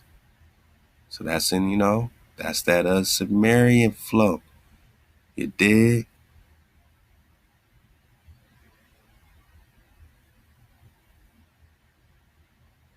She had a throne. She thought the king had a throne sitting on water. The Queen of Sheba looked at the floor. Okay, so she, was digging on Solomon. She came in, and the whole floor, was so clear that she thought she was walking on water, my night. I mean, it's a lot to dig on, man. I mean, it gets beautiful. You see, we just getting started. Back to the Haggadah. Lilith, who killed his oxen and asses. When Satan went to test Job's piety and loyalty to God, the text referred Lilith to as the Queen of Sheba. Lilith is Sheba, man. According to the Haggadah about Job, it was Lilith who killed his oxen. When Satan went to test Job's righteousness and loyalty to God. Lilith is all over the place, kind of like Melchizedek popping up with Abraham, popping up everywhere, who is the priest king, Prester, Melchizedek, Melchi priest or king, Zedek priest. So priest king, and you got the priest queen, man. I mean, dig on it. Wife of Adam. And if she has been rocking all this time and doing her thing, who's Adam? And who are the daughters of Adam? Awan, huh? Awan. Yeah, we're going to get back in that Ogam because there's some connection with this Ogam and what they're calling this Awam. Awam. Ogam, tree, alphabet, kind of like them dragon claws, dragon languages, pronounce Owam, right? Ogam is pronounced Owam. Got it. I mean, you see us putting this investigation in real time, man. In real time. Next time we'll start probably with this one too. This is major, but now that we got perspective of what India, superior is, we can step out of little India, and stop tripping so much, man. And, we're going to keep the fire burning as well and get that India once ruled the Americas drop as well, man. I mean, the Presta series continues. Obviously, we got a lot to do. We still got the Parsival, tutorial, all the romances to dig on as well, man. The Voynich manuscript, the San Banyan River, we got to find that. We got to dig on the Grand Canyon like we never dug on it before. You know what I mean? This drop, they comparing a lot of the Yuda with the India, perspective, their story. Very interesting drop, man. Very interesting drop here. We'll dig on it. We'll dig on it, man. You know me, man. I get excited when things connect, man, on this level right here. You know what I mean? And that Guayacum, remember, man, she got the Balsam connection. She got the Balsam drop. And yeah, the Guayacum is the Hollywood, my noggin. And who's the queen? Who's the queen of the Holly? And who's the queen of the Hollywood? Oh, yeah. You're just talking about her again, right? Yeah, we just talking about her again. All praise for why. That we could pop off, my noggin, in remembrance of the real ones. Ahab to my ox. Ahab to my aquas. This Khalifa is Sheba, the great seal of California. Hollywood, Con. We gonna get it, man. All praise a while. Y'all keep surfing the wave and keep the water flowing for the tribe. Shalom.